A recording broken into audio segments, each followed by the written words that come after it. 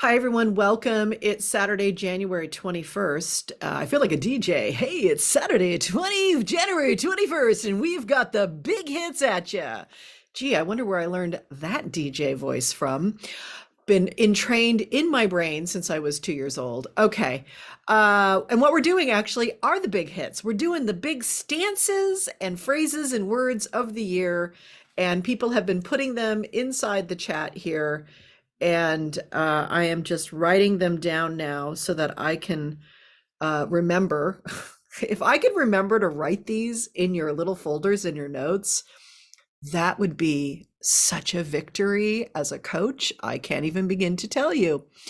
But you guys get it. They'll be here on a lovely piece of paper, and I'll be like, where's that piece of paper? Okay.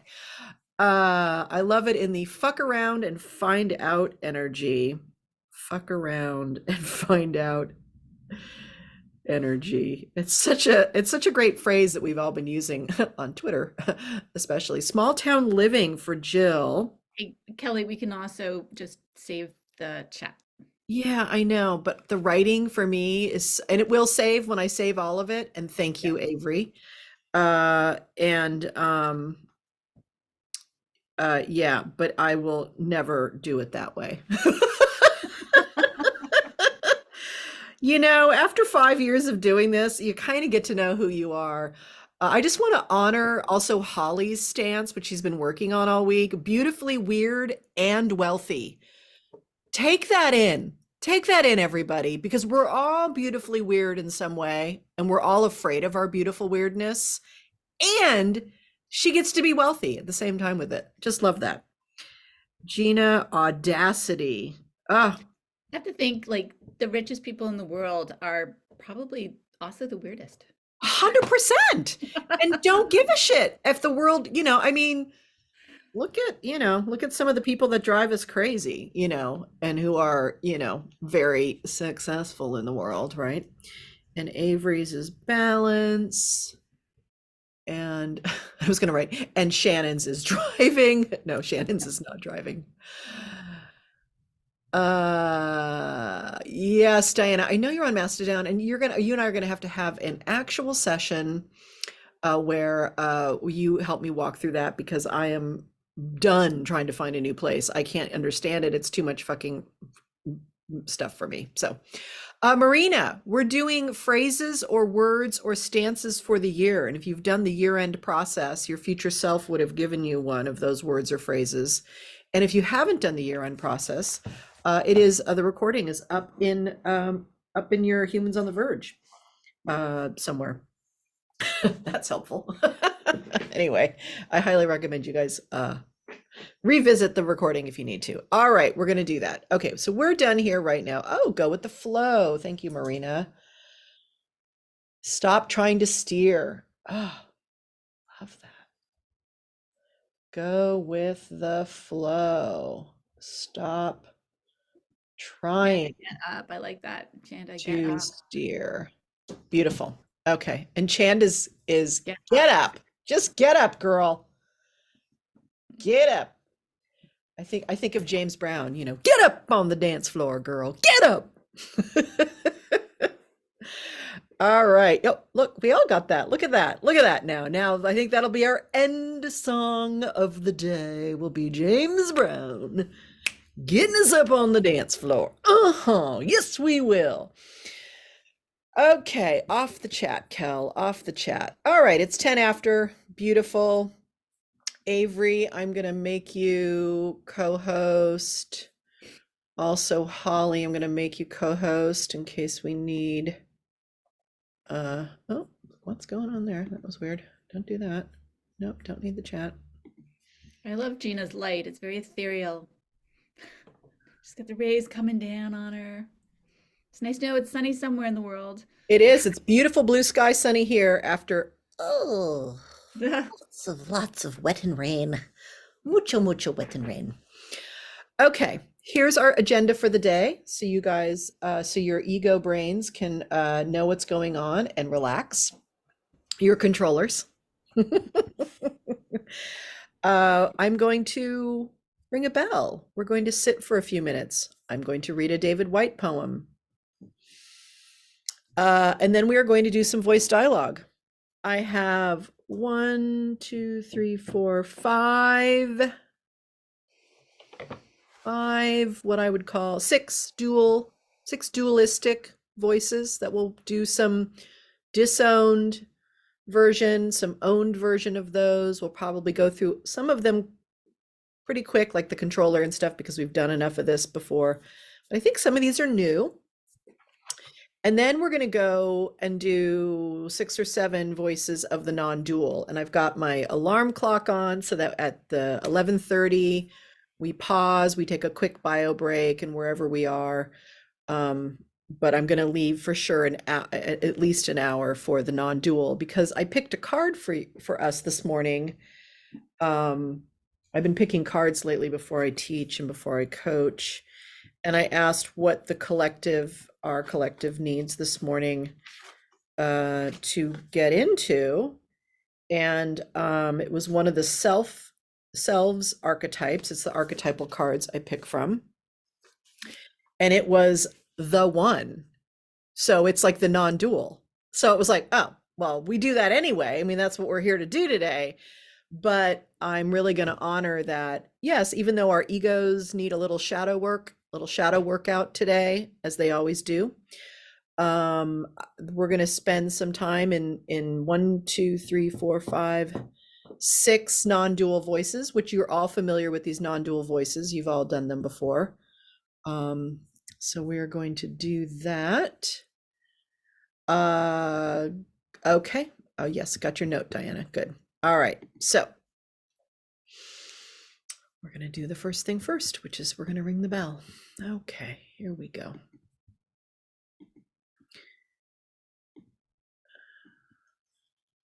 And I'm hoping that the volume, let me just check my volume.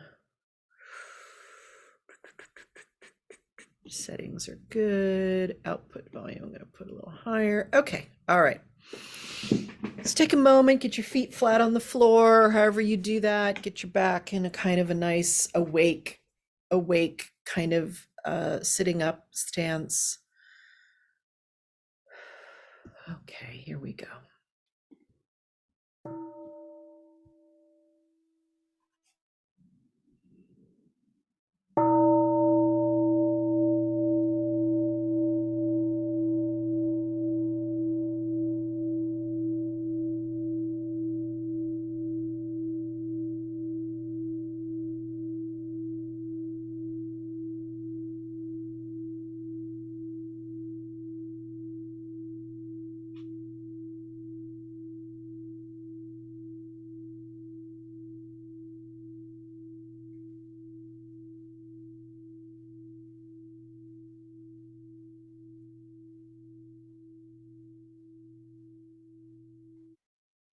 And let yourself just settle in, letting the week drain away, letting all the days of January, let them drain away.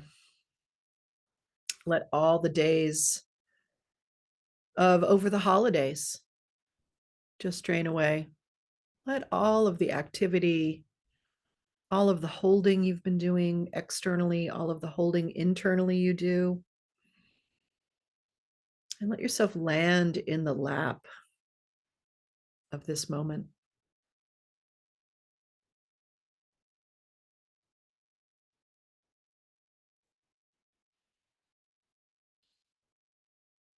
And letting yourself be fully present here today as we open our hearts and our minds and move through the many corridors of our psyches.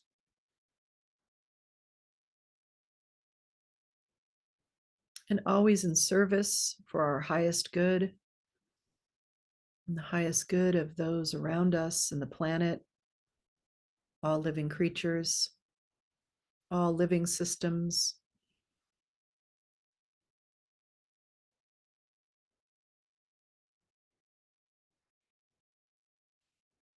And let ourselves discover some aspects of self where we can possibly see with new eyes, new lenses, new perspectives, to give us more room and freedom internally so that we may walk and roam the planet with autonomy and love and joy.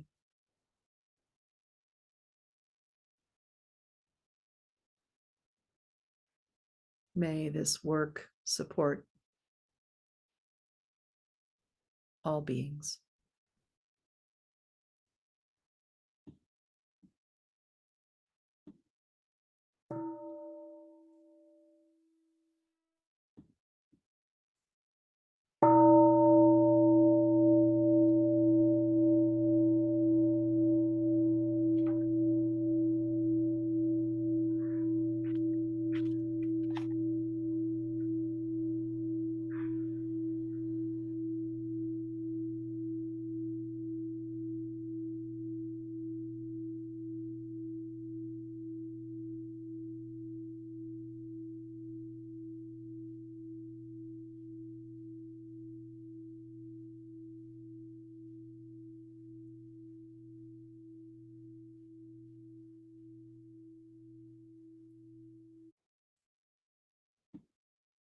Here's a little David White poem.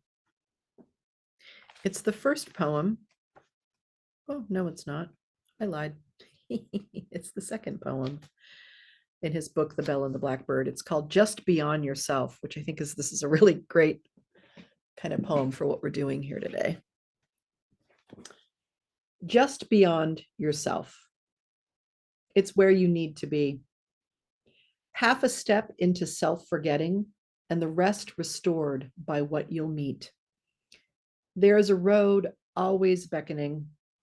When you see the two sides of it closing together at that far horizon and deep in the foundations of your own heart at exactly the same time, that's how you know it's the road you have to follow. That's how you know it's where you have to go. That's how you know you have to go. That's how you know. Just beyond yourself, it's where you need to be.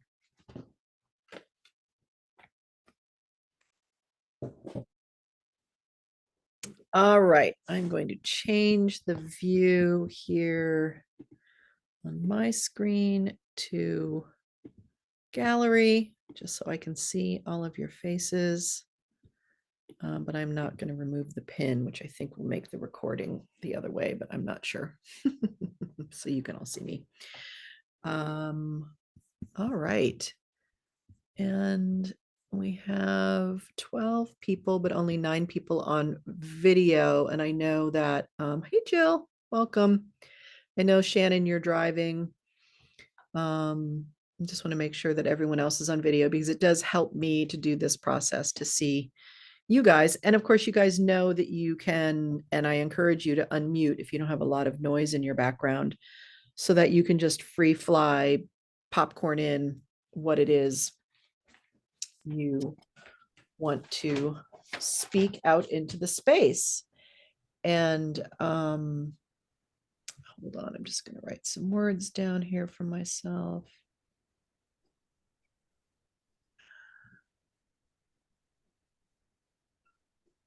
Okay.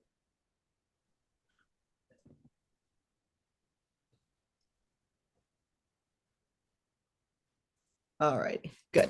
Okay, now I am ready. Okay, so here we go. All right, so everyone, we're going to do some voice dialogue this morning. And of course, we're going to start with our best friend, your best friend and mine, the controller. So if you would all stand up, do a little shift, sit back down, and I would like to speak to the controller. Who am I speaking to? The controller. The controller. Controller. Welcome, controller. Welcome to the process. Plus blueberries. It's blueberries. Nice. Well, the controller's eating blueberries, making sure that Krista gets her blueberries. So, as you know, controller, we're here to do a process. We've done it all of us in this space have done this process before. And one of the things we're doing is helping the self, which are named all of the people that are in these boxes here, help that self kind of see themselves and experience some things and get some insight and some information, and to be able to see through the eyes of many different other selves, some of which are in the basement, what we call shadow selves. So, controller, just a quick question, just to get it out of the way. What's your job? To control. Control everything. Yeah, control everything, right? Yeah, like just love to activate this energy a little bit here, because the ego kind of keeps you a little bit on the down low, like, oh, it's kind of not a compliment when someone calls you controlling, when calls the self-controlling, right? Oh, that's, and as a woman too, scary being called controlling. So I just want to give you free access here to be in your complete fullness, controller. Tell me a little bit about some things that you like to control. Everything. Everything. Yeah. Yeah. And what are some things for in the self's life right now that you are really wanting to control, like really trying to get your hands on and get a grip on? Time, energy, resources, Yeah. physical and emotional and spiritual. And I think it's pretty much everything, right? Society. Time, energy, emotions, spiritual, like, yeah, what a list there. Anyone else? What, just want everyone else's controller to get a little, just because I think it's important that the self hears from you what you're working on. You're really trying hard right now. Yeah. Perception, exterior and interior. Okay, so like the self's perception of the self and trying to control other people's perception of the self. Okay, got it. Yeah, interesting. For sure, the controller, who just checking in with mine right now. Who mine has a lot of issues around that too. Can really can jive with that. Yeah. I don't want anyone thinking you're weird. No, God forbid. Exactly. Need to control that perception. You freak. Ah. I'm adding weird to one of our voices today, or freak. Kelly, this is coming up. Yeah. I want to control what Avery eats, and she will not listen to me, and it's driving me fucking nuts. Oh, so she's rebelling against you and ignoring. Oh yeah. Yeah. So you're trying to control what she's eating right now, and she's and so, and what's her reaction to you? She's ignoring you, but why is she ignoring you? Because she doesn't give a fuck. Oh, so you, the controller, really give a fuck. Yeah. And she doesn't. So you guys, so the why behind it is completely cross purposes, right? Yeah. Interesting. Good. She wants pleasure. Interesting information for the self right now, for sure. Other controllers here, what are you looking to control in the self's life right now? What's up for you? Time management. Time's a big one for all of us. Yeah. So you, the controller, it's not on my side. It's not. It's the controller for sure, right? Yeah. And so you're trying to control time. In what way are you trying to control Diana's time, and what aspect of time is really the thing for you? Yeah, putting her on a schedule, getting her to do stuff so that she moves forward instead of sitting around, instead of staying in one place. Yeah. Right.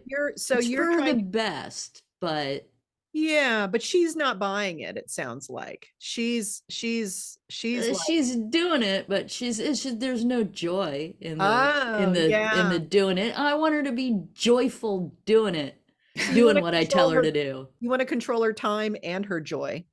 Just letting you know about that right now. Yeah, just so yes, she hears that. exactly. Yeah. Yeah. Yeah. And so, it might be helpful for her to have, in journaling this weekend, a little side conversation with you about time and joy. Yeah. Yeah.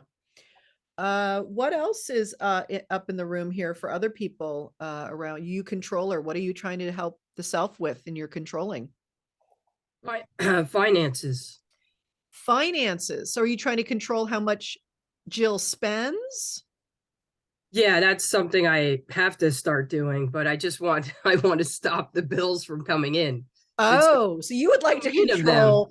control the bills from coming in. Yeah, I mean, it's just so disrespectful. I How feel rude of when them they pop up. to Yeah. be showing up in your mailbox like It's that. like, or- I didn't even ask for this. And yet it's there. Yeah. So there's something about controlling the flow, the cash flow. Because that's right, the in and out of that, right? And so you're just wanting to like stop it. So yeah, it's kind of interesting that, there's don't know if you controller, it's one of those things, the controller really, you love to try to control, but I'm not quite sure you're actually in the driver's seat with that one. So you might want to figure out what voice might be then. But we can talk more later about that. Anyone else here before we move on from controller? Yep. Yeah, Pam. I'll just come right out and say it. I want to control the other living beings in my house so that I can do what I want to do when I want to do it, how I want to do it. And I want them to do what I want them to do the way I want them to do it, Yes. and so on. Yes, you have a massive task ahead of you to be able to control two other living beings who have their own will and their own agency and their own autonomy, and not only control them, but to get them to do exactly what you want them to do. Yeah, that must be exhausting on the self. Pam is very tired. She's tired. I'm guessing she's frustrated. She's not happy with the other living beings in the space because you aren't happy. So yeah, just interesting information for the self there. Just love that just entered into the space here. And thank you for speaking it out loud, because it is such a truth. As a controller, boy, man. And I just found my soulmate. And you did? Pam, controller Pam and controller Marina are, sounds like we're neighbors. Pretty much, if you two could live next door to each other, all could be okay. You would just help each only. Yes. Only you could partner with this other controller who wants the exact same thing you want. These living beings, if they would just get on my train and my agenda. Oh, so many of my issues would be, yeah, and I could do so many more things that I want to do. Oh yes, these other people would just get their shit together, because I'm having to clean it up. It's so true. It's so true. And the self, because you're in charge of this wanting to control the other people, and if they would just, I will finally be able to live my life when these other people get their shit together. It's such a great, like, if the self wants to avoid actually living their life, it's such a great, you're such a help, because you help them avoid that crap. Yes. I'm just pointing out, as the controller, I get it. 100% you have every right as the controller to want to control every living being around you. That's your job. But I'm just saying that I'm just hoping the self is listening in here a little bit, because the self is really like, if the self is dependent on that happening, the self will be very bummed on their deathbed. Just saying, just bringing it, just getting real about it. Okay. All right. All right, we're going to move on. It's 10:30 already, so we're going to move on. Controller, just have a question. We are going to jump into some new voices. Nothing too, but you never know. The self all has their own attitude and towards these things. Would you be willing today, controller, to help myself out and the collective self here to just to, help me manage the other voices when we go into some other voices, especially the non-dual stuff. You all up with that? Give me a thumbs up if you're all good with that, controllers. Okay, good. We got one controller. That's Nancy's controller that's not feeling well, so she's not going to give me permission. All right, Nancy, oh, good. Okay, there we go. Thumbs up. Perfect. Okay. All right. Here we go, controller. All right, self, I'm going to have you stand up and sit back down, and I would like to speak to the voice of the orphan. The orphan, the one who has been orphaned. The one who has been orphaned. First of all, who am I speaking to? The orphan. The orphan. The orphan. The orphan. I know this is a strange question to ask someone of your being, but what is your role? What is your job? What is your purpose for the self? Function. So your job, your purpose for the self as the orphan is to have the self function. To be a martyr. To be a Oh, martyr. Okay, Yeah. maybe I'm not getting it then. Okay. Yeah, martyr's a little different, but it is in the wheelhouse for sure. Part of your job is to well, you have been sacrificed. You kind of are you have been sacrificed because you have been left behind. You've been left Right. at the side of the road. You've been left emotionally by the side of the road. You may have physically been orphaned. But your needs, your care, your whatever circumstances that are needed were not provided. You were unprovided for. Yes. Yeah. My job is to be easy on the adopters. Yeah. So one way you show up in the world, one way you can show up in the world is to not take up any space or be an issue or be a problem for the caretakers for fear that you may be orphaned even more. Like if you weren't left out on the side of the road, well, I'm thinking of the great mythic Moses, who was put in a basket and put in a river, right? Moses is the orphan archetype, right? Here we are in it right now. So one way we manage that as orphan is to be small, hide our needs, never speak up. But your job actually as orphan is to be the one who is left behind and ignored and not taken care of.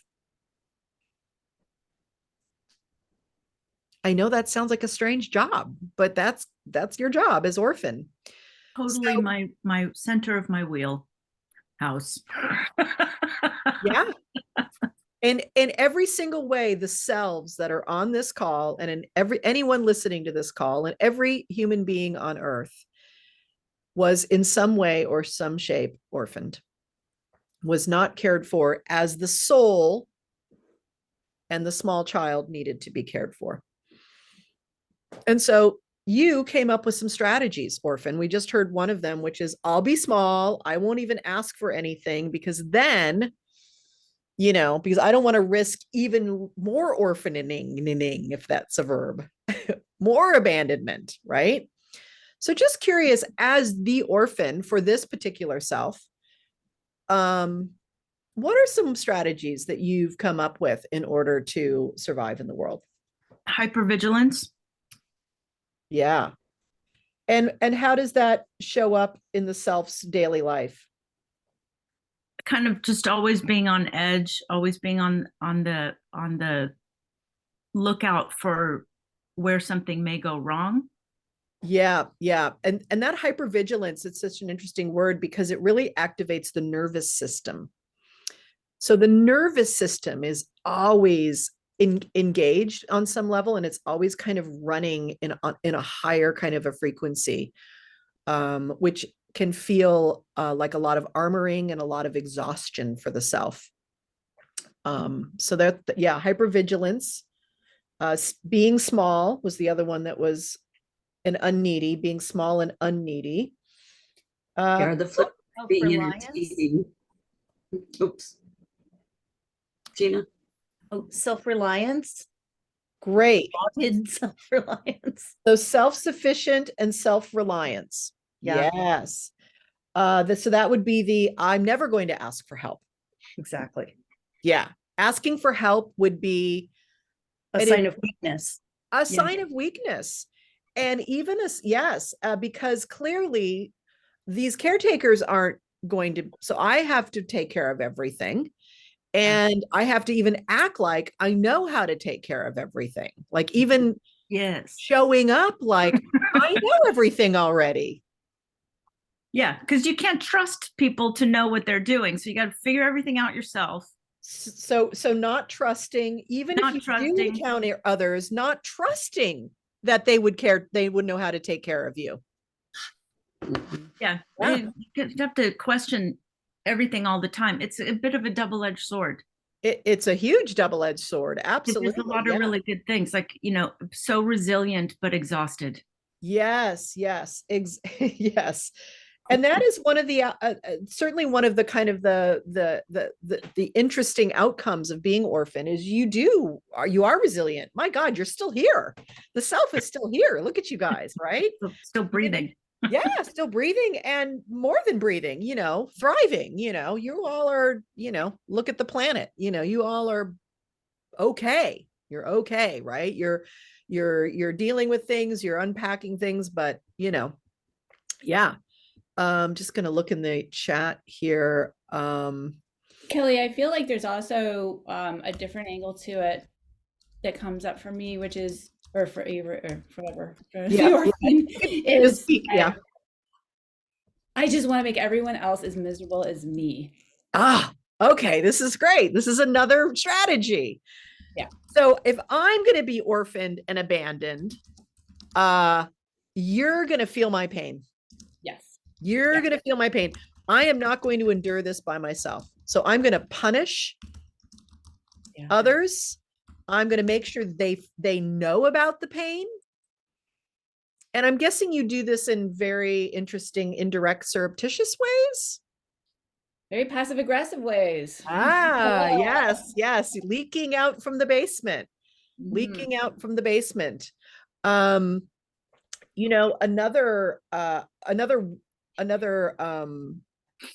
thing that comes up also sometimes, and this is the not asking for help or not or having to look like everything. This is perfectionism comes from this space too. I don't know. Excuse me. I don't know if this fits in here, but I haven't heard anybody talk about it yet. But this feeling of just this, I used to carry it with me, and fortunately I don't carry it anymore, but a lack of self-worth because it doesn't seem like anybody else's parents abandoned them. Why me? It must be me. Yes. I'm not good enough. And then a sense of disenfranchisement because all the other neighborhood kids, their father comes to their basketball games or whatever, or knows their birthday or their middle name or something. And you're, yes. Why is that? I must have done something. Yes, absolutely. As the orphan, it couldn't possibly. So this is the opposite. Like some people, it's like, well, I know who's to blame. And this is the one like, well, they're not to blame. It must be me. Yeah. Absolutely. So self-loathing, self-blame, low self-esteem, low self-valuing, low self-worth. I must not be worthy of attention. It must be me, this abandonment, this continual abandonment. Yeah, so this is great. So I just wanted you to come forward, orphan, to really, because I wanted the self to hear some of the ways in which you show up. Can I add one? Yes. Misunderstood. Yeah. So Kind of like what Jill's, to what Jill's description was too. It's like no one really can understand this. I don't feel less worthy, but I feel less worthy in their perception. Oh, okay. So I'm like, oh, they look at, do they pity you? yeah, there's pity. There's also some not like no one really knows what's going on. Yeah. So there's misunderstanding, and then the opposite of like it must be my fault. It would be like I'm invisible, but listen, all you fuckers, what do I have to do? Set myself on fire for you to realize that I'm important?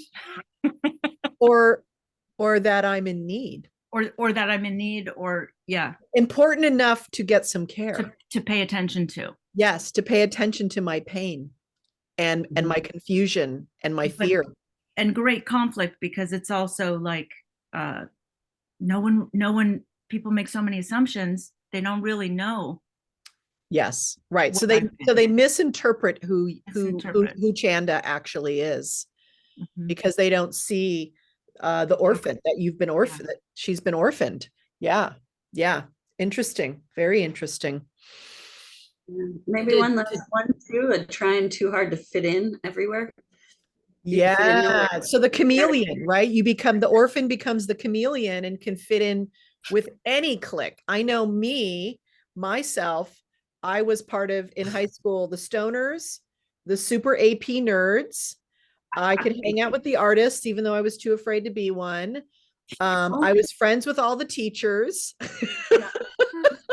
Oh my God. and all of the snotty Beverly Hills people. I'm the snobs. I was in every clique. too. Yeah. Yeah. So yeah, chameleon, you become just because you don't have a home. So you make every place your home. Yeah. But some people refer to that as needy. Yeah. Yeah, for sure. Uh-huh. Yeah. Needy is a negative term to The me. orphan but is that's- needy. Yeah, the The orphan orphan is is needy. The needy. orphan has zero needs And I being heard you met, say which need earlier, and need and needy may not be, but it's kind of like you hear people say that you're needy and you're like, oh, that's not a good thing. oh, it's horrible. It's absolutely horrible. And that's the self-judging, the neediness. The orphan absolutely is a black hole of need, because the orphan's not getting any of its needs met. So Pam, as you judge needy, just know that's yourself judging that, your ego judging that. But the orphan, What if the orphan doesn't think it has needs? oh, so then you're in the basement. So let's just go there. So I'd like to talk to the disowned, Right. for everyone, the disowned, disembodied, immature orphan. So stand up, you're in the basement, sit back down as the disowned orphan. Who am I speaking to? Disowned Disowned orphan. The disowned orphan. I just want you to sit here for a moment as disowned orphan and let the body feel this power, this energy, this not power, but the power of this energy, this emotion, the intensity here of whatever this is, whether it's numbness or something else. Could be sadness, could be pain, could be loneliness, could be the black hole, the hungry ghost. So as disowned orphan, disembodied, immature, in the basement, what ways do you get into or in the way of or leak out in the life of the self? Look at me. So needing attention. Nancy says the killer, the murderer. I just picture that meme, that dog with the coffee cup and everything's in flames, and he's like, everything's fine. So Just that stiff, like, I'm fine. So Everything's denial. fine. Yeah. Denial. Full denial of the shit show, the chaos, the reality of what it feels like to be abandoned.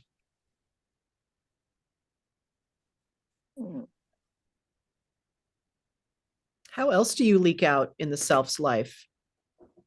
When I'm really active, I create moments of incredible despair Ah, and darkness and isolation, and I can get her to get stuck there. yeah, because it's just a full experience of the darkest, like the whole world.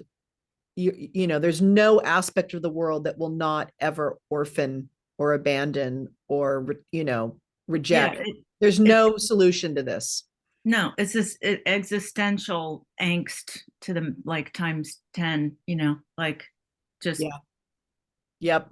walking through life is I get to create this image for her of this. Here's what it's going to look like for forever. Forever. Yes. So you You know, completely and encompass, you become the only perspective she can yeah, see I through. block everything else out so that she can't possibly see. Yep. Or I try to do Yeah. my best. Yeah. And what I'm feeling into here about that, and when any of our disowned voices do this for us and completely occupy our full spectrum, the self's full spectrum, is that I'm guessing you as orphan would really, really even like her to really get how much pain, how painful it was to be the orphan originally. There might be some way in which we as the orphan need the selves to have some acknowledgement of that despair. I don't know, but that's just what I'm feeling into here. Any other ways you guys leak out in the self's life? Diana's orphan smokes hella weed. Her disowned orphan goes right to the weed. I'll just go and check out completely. Fuck you, world. You ain't gonna take care of me. I'm leaving. Everything's fine. And everything's fine. Yeah. I feel like there's I also agree. the opposite of that, like going to the, like you said, Kelly, like you're, friends with all the teachers, it's like that fully present. So I don't Yes. have to think about me. Yes. Yes. Fully present and maybe showing up exactly how we think the world expects us to show up. So I'm together, got my shit together. I'm good. I'm smart. I'm getting A's. I'm all fine. It's a different version of the fine that Diana's orphan was talking about. It is a fine, but it's showing up very like together. I'm good. Look at me. Ha, I got it all handled. Yes, you outrun your neediness, you overwork, and then there's no time to know. Yeah. Yeah. So running. For me, as the immature orphan, Yeah. I'm really cynical.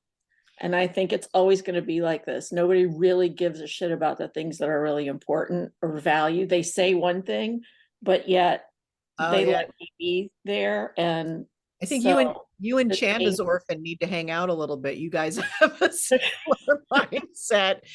Nothing will ever get better.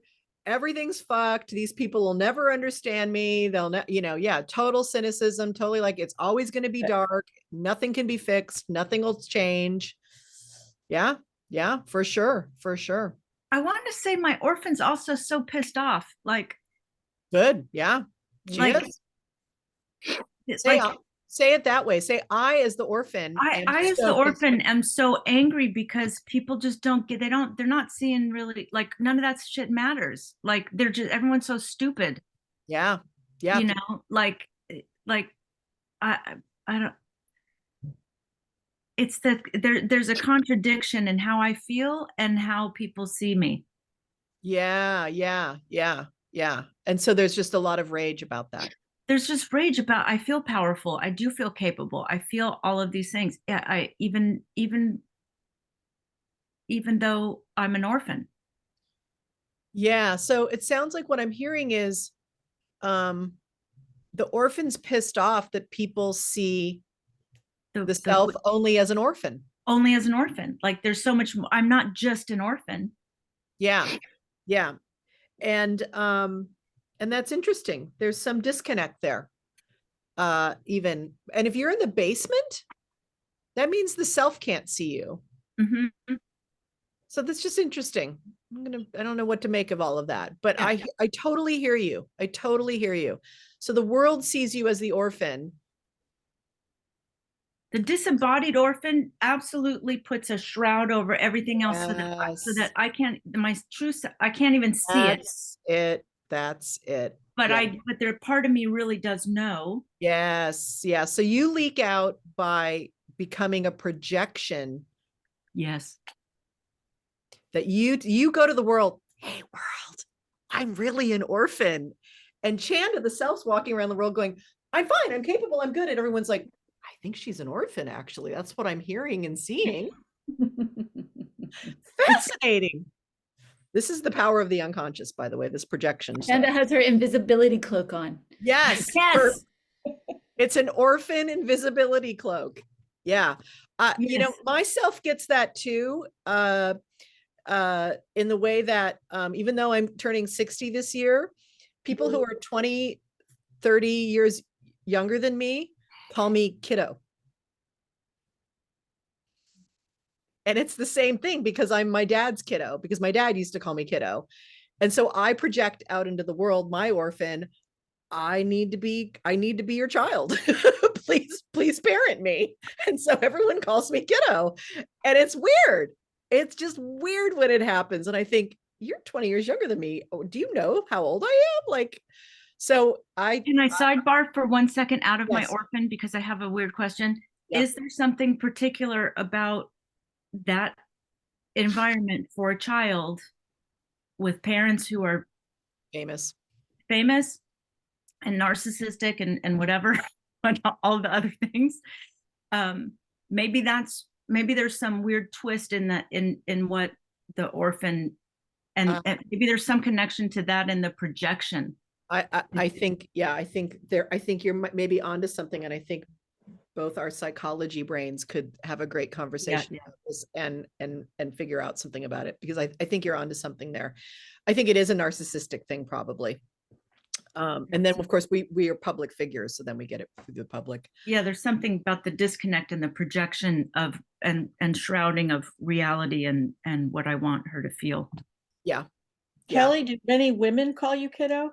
No, it's mostly men. Okay. It's only men, actually. Thank you, Marina. Very interesting.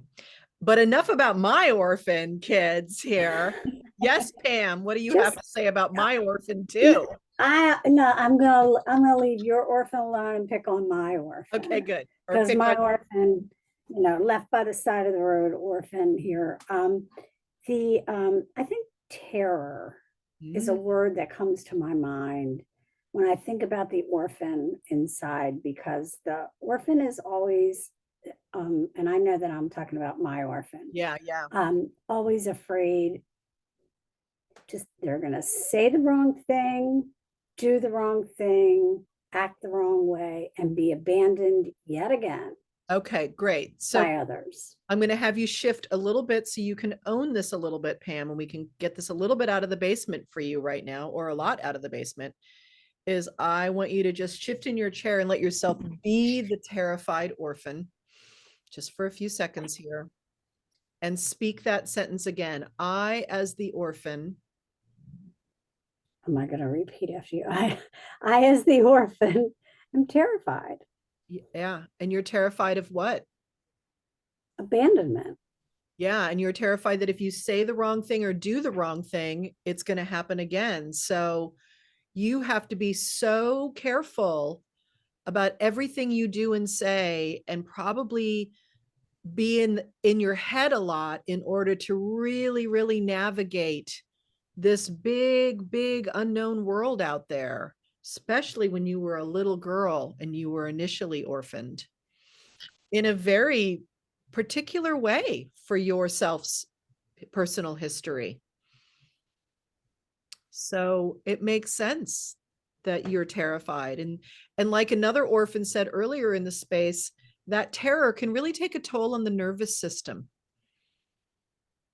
because it's then about having to be hyper vigilant in figuring out, what do I say? What do I do? How do I act? Do Yeah, I dare raise my hand and say what I'm thinking? Because that could alienate that could be the everybody. thing, you know, That could be it, right? that could be the thing that That could be causes the- even more. Right, absolutely. And so it's so scary because we don't know why the abandonment happened. So we're trying to figure it out as orphans. We're trying to figure out, well, why did the abandonment happen? What happened? What did I do? Or what happened in the space to make this happen? And so then we get this kind of lifelong thing of, I know I'm going to figure this out. So I'm going to do A, B, and C to make sure it never happens again. And so this is our strategic defenses as the selves that come through the life. So this might bring it right out of the basement and take it to a different place, but there's kind of a light at the end of the tunnel, because there have been, unlike you, I'm a little bit older than you. And I've spent a few more years feeling that way. But since I've been in Women on the Verge, I've started to recognize, oh, that's what it is. Oh, I never thought, I just thought you were weird. I just thought you were introverted. I just thought, I didn't know it had.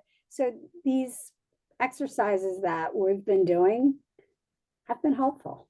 Yes, thank you for that feedback. And pretty much this is what this part of this program is about, is helping us be the caretakers for these abandoned selves. So these abandoned selves don't have to use these strategies that get in the way of the souls and the self's path that they really want, right? So yes, I'm so glad you're making some connections there with all of that. Wish I had met you when I was 30, but Oh, I wish I'd okay. met me when I was 30, darling. Trust me.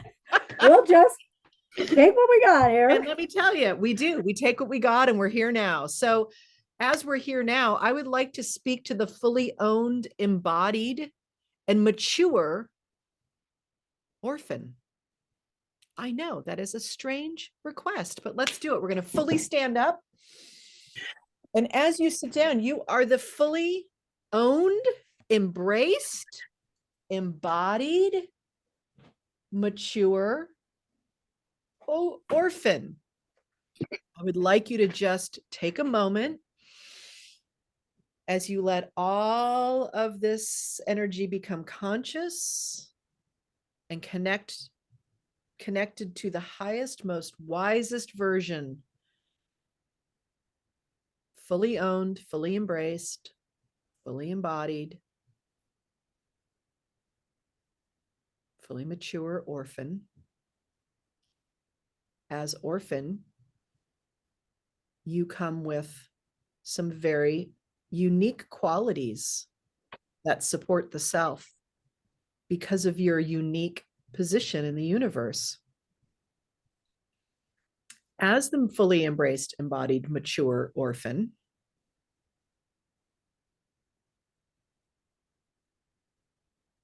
what do you know? I am bringing all of me to the table, warts and all. Bringing all of the self to the table, warts and all. Yeah, I don't have to answer to anybody. I don't have to answer to anybody, and the self doesn't have to answer to anybody. She doesn't have to answer anybody. She knows, because of me, the fully embraced and fully owned orphan, she knows who she is. I wasn't orphaned because of me. I was orphaned because of the people who the people who orphaned me were. Yes, you were orphaned due to others' inability, as all humans have some inability to caretake others, even the ones they bring into the world. And so there's a real realization that this has nothing to do with the self. This was how the self plopped into the world with these particular people in these particular circumstances. And that there may be some interesting, if you believe in this kind of stuff, karmic, destiny, shit working out with those caretakers. Who knows? Who knows? But it has nothing to do with you or the self. Yes. My embodied orphan has a story that she shares, and for years. So I as the embodied orphan sorry. have a story. I, as the embodied orphan, have the story that I tell people sometimes, which is my stork had dyslexia. Yes. And so how does that empower you, orphan, in the world and the self? It was a mistake. It wasn't my fault. Like to my orphan agrees with Jill's orphan that this is not a defect of mine. Yeah. And that in fact it's a strength. Sometimes the ability to see suffering and pain comes much easier. Compassion and empathy. Compassion and empathy and also being grateful for the little things, because when as an orphan, yes, you know, not desperate for them, but just real appreciation for little things, you know, small things, like every day is a gift kind of. Yes, really seeing just even the gift of being alive. Just here I am even. And yeah. And seeking other people for assistance. That is an option, because that is what I actually did. Yeah, yeah. Well, in the chat here, Diana's orphan says, I feel like compassion and empathy are a sign of myself, embodied orphan, because in the basement, I feel like there's more resentment and shutting down. Yeah, for sure. Yeah. And even that compassion and empathy, as the fully embraced, fully owned, and mature and wise orphan, I want you to picture the caretakers and see how you feel about those caretakers from this position. And I know pity them. Excuse me? I pity them. Yeah. Yeah, pity's here. I also, what I see is they're orphan. I see so clearly their disowned orphan in both of them. Yeah. Maybe pity wasn't the right word. Maybe compassion is a better word. Yeah. Yeah. I think pity can be like a kind of a change of, power a little bit. Yeah. I hear you. But I get that. There's an opening of a sympathy and a heart here of a like, oh, wow. They're broken. I'm so orphans. Sorry. Yeah. They're like broken orphans raising. Well, what else would they do if they're orphans? Of course, they only know how to raise an orphan. Given where they came from, they didn't do that bad of a job. So I want you to then, to even now, as the fully owned orphan, not only look at your parental units, however many you have, because there's some on the call here who had multiples, and even the ones that disappeared through death or circumstance in your life. I want you to now look back at the generation behind them as the fully owned orphan and look at those grandparents and those other caretakers. And even if you don't know their personal stories, I see clearly in every element some sense of the same wounding happening, the orphaning happening, generation to generation. Yes, Krista, I know, sweetie. Big open heart here.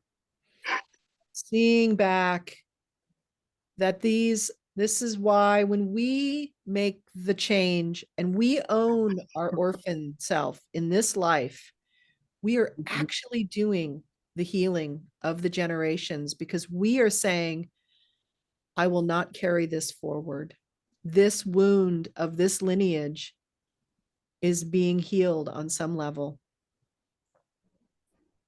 And you can look back at those generations, the one just before you, the grandparents, the great grandparents, and you it's kind of, for me, it kind of then fades into like this big family tree, seeing all the faces all the way back, and just know that this love and acceptance of the power of the orphan, if anything, this mature embodied orphan, if for no other reason you are here today on this earth and fully owned and embraced, is to send love and compassion, maybe forgiveness, maybe understanding, to each and every one of those hearts and souls. And some of them may look back at you and be able to see you in your face.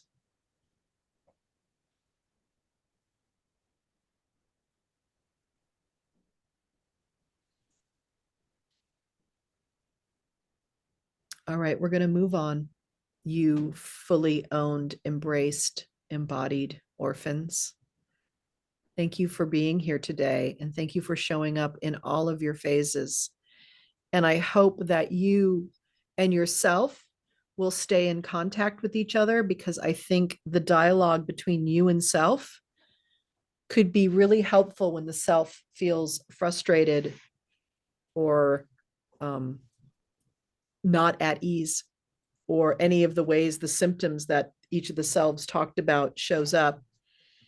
You could go, hey, remember me? I think we might need to talk again. Okay. I would like to speak to another voice. It's a voice we've never done before. But I think it's one it's been something I myself has been reading about, and I think it's short shrift in our culture. And it's the one, oh, beautiful. Holly just shared. I see now that my stand is a gift to all the women in my lineage before me, being beautifully weird and wealthy.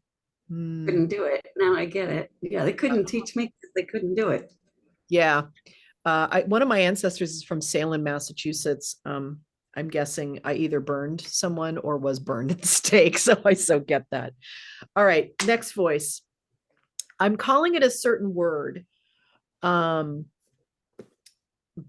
we're going to feel into it a little bit, because this is one of the ones that I think is important, because it, like I said, it gets short shrift.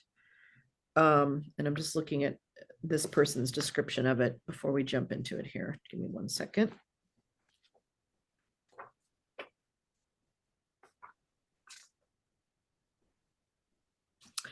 Okay. I'd like to speak to the voice of the sustainer, the one who sustains. I know it's a weird thing, but you'll get it. So I'd like to speak to the voice of the sustainer, one who knows how to sustain. And this has to do with maintenance, the one who knows how to keep life going, the one who knows that life is about cycles and always having to maintain and sustain life through small actions. Who am I speaking to? The sustainer. The sustainer. So you are the sustainer. You are the one who knows how to sustain life. Tell me a little bit about yourself. What are some ways in which what's your job? What's your role? What's your jam? Keep myself alive. Keep the self alive. Mhm. Yeah. Yes. So you're the sustainer, and you're here to keep the self alive. Yeah. And to keep things on an even keel. Not too many peaks, not too many valleys, just. Yeah. Because there's a certain level that needs to be sustained for the self to have a life, to function. And so this even keel, it's a maintenance. There's a maintenance kind of energy to this, and maintenance of the even keel. You know that if we don't do the dishes and the laundry at a certain pace in the self's life, the piles get high. The chaos ensues. So we're kind of part of that too. And in some ways, I just want to say, because I've been reading a little bit about this, you are what in our culture, in Western culture, is also women's work, is done by the feminine,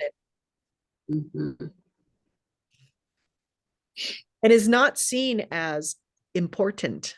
And yet, as you, as the sustainer, will discover, if you haven't discovered already by just being in this space, in this voice, you are essential to life. There ain't no life without you. Correct. So yeah, keeping the self alive, keeping things even keel, keeping things sustained, maintained. I keep the train on track, moving forward and on time. Yes, Yep. on track, moving forward, and on time. Yeah, the Yes. sustainer will look ahead to make sure there's not any bumps coming up too. Yeah. So looking ahead at what's needed, right? What's needed a little bit down the road. Let's make sure we all have some food and snacks in the car. Anticipating, on the road trip. planning, What'd you say, Marina? anticipating and planning, Planning and anticipating. There is some level of structure here, and systems and planning and anticipating. Yeah. Feels Yeah. like a lot of controller energy in here too. There can be. There can be, because you're paying attention as the sustainer. But there's something beyond just controlling that's here. But there's a Caretaking, view to that's right. understanding what's needed. You can see what is needed for life to thrive. And you can organize it in a way that it's distributed the way it needs to be Yes. to keep things going. Part of your job can be a delegator. I mean, think about Mother Earth, just like, if she's a sustainer, let's just say she is, I think she is. She can't, she's, her energy holds it all for everything, but there's the plants making the oxygen, and there's the thing making the water, and there's the this and that, right? Everyone has its place and its purpose. Everyone's doing their part, but that energy underneath everything doing its part and sustaining life, this is the sustaining energy. So I want to talk to the sustainer that's in the basement, because the self doesn't always have a real direct or great relationship with you. So I'd like to speak to the disowned sustainer.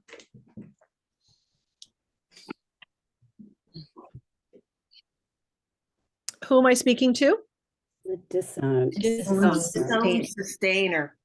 Yeah, so you're the one who understands what it takes to sustain life and sustain the self, but you're in the basement. Some part of the self has put you in the basement for some reason, maybe because she never met you. You were never modeled for her. She resents you. I don't know what it is, but tell me a little bit about what it's like to be in the basement for you as the sustainer, and how might you leak out and get the self's attention? Can't you all just keep your shit together, and I'm going to throw a little chaos in the mix? Yeah. So basically getting mad at all the other people's sustainers. Yeah. So projecting all of the chaos and all of the way things aren't being in flow, even keeled, keeping the trains running. I'm the disowned sustainer, and the self has put me in the basement regarding things that the self needs to do to be her best healthy self. Yeah. How'd you get in the basement? When she put you in the basement? What's that about? Why are you there? She probably put me there years ago, but yeah, What is she afraid of if you were to be in full consciousness and full partnership with her? What is she afraid of? she'd probably make a lot of changes and live a bigger life that would cause loss of things that I would disrupt the sustaining of her environment. Oh, okay. Oh, listen to that, everyone. So you're in the basement because the self fears that her role as sustaining everyone else will be disrupted because she has a belief that the only way she's going to stay alive is if she sustains everyone else. Could be. That's orphan story right there. We just talked to that orphan. That orphan's like, oh, I know how I'll stay alive. I'll just take care of everyone else's needs. Mhm. But as the disowned sustainer, the way I leak out Yeah. is I help her to forget to schedule things that are important to her. And I leak out by having her withdraw from the things that she says she wants and needs in her life. Yeah. Yeah. So when you're in the basement, she can't even see or hear you. Right. So you don't even get on her calendar. You don't even get her attention. I'd say one way you leak out is you, every once in a while, you rear your head and she gets guilty or concerned. And this may be news to her, but might not be news to you in the basement sustainer who's associated with Marina. I think you leaked out with her health scare.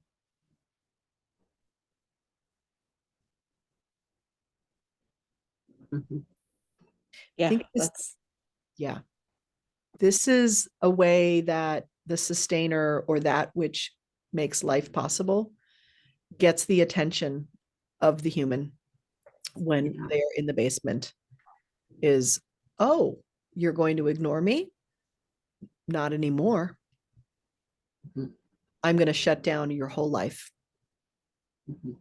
And you're going to have to only pay attention to me because now it's about saving your life. Life or death. Yeah. Yeah. Mhm. You'd think Yeah. she'd have learned by now.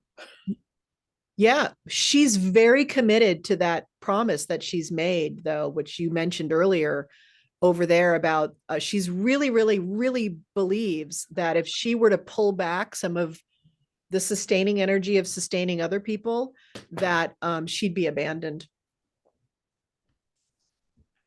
She's really invested in that story.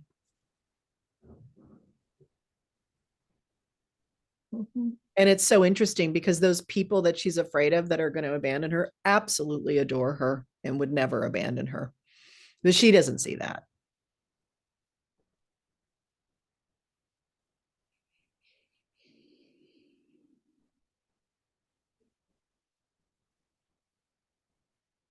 They would love for her sustainer, for you, the one in the basement, to be on board because they want her to be, they want Marina to be alive and well and sustained.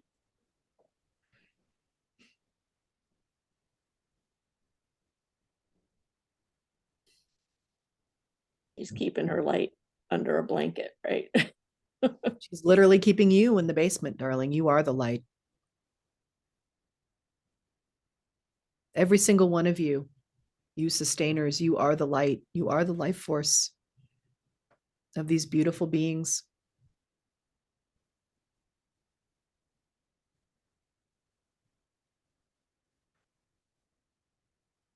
And it's okay. The self seeing it, is hearing and seeing this right now. And it's good. This is good. This is happening. Any other ways in which you sustainer leak out to get the self's attention? I like to piss her off and remind her of the things she can't have and do because she's ignoring sustaining income and such.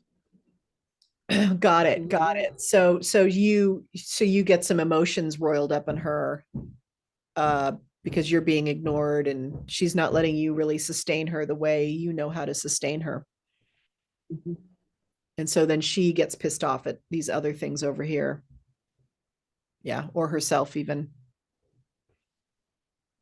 Yeah. Anyone else, Diane? I saw you unmute there. Yeah. Nothing gets done. No dishes are washed. No laundry is done. The house is a mess. The cat litter is everywhere. I haven't brushed my teeth in days. Yeah. So there's this, You know, good luck with this life. yeah, good luck. You're on your own, bitch. Like Right. arms crossed. Right. I'm not, yeah, fine. You're putting me in the basement? Great. Right. Okay. You Nothing. wanted to fuck around and find out with the sustainer? There you go. Fuck Now you around find and out. Find out. Spend Yeah. a day cleaning this shit up. Yeah, Good luck. yeah, yeah, because then it becomes at some point unavoidable. But the lengths that the self lets it go to, keeps you in the basement, the lengths with which she is willing to endure chaos, mess, all of the feelings that get drummed up by looking at the chaos and the mess all day. So it's a like an endless flogging. Oh, cat litter, flog. Oh, no teeth brushing, flog. Oh, haven't showered, flog. Oh, haven't cleaned up dinner, dishes, flog. You let that cat litter go for so long. Here's a broken bag when you finally decide to move it. Yeah. Here you go. Yeah. Oh, had you done it days ago when you shoulda, Yeah. that would have been an easy task. Now clean all this up because you didn't listen to me. Yeah. You didn't sustain. Yeah. So as disowned sustainer, what leaks out is kind of a really messing with, torturing thing. As disowned sustainer, what would you like to say to the self? If she could hear you and you weren't locked in the basement and you didn't have to go to such lengths to get her fucking attention, what would you like to let her know about your purpose and who you are? It takes so much less energy to just sustain than it does to regroup afterwards. And if you would just let me out of the basement, we could keep that even keel and get our shit done, and our literal shit done as well as our figurative shit done.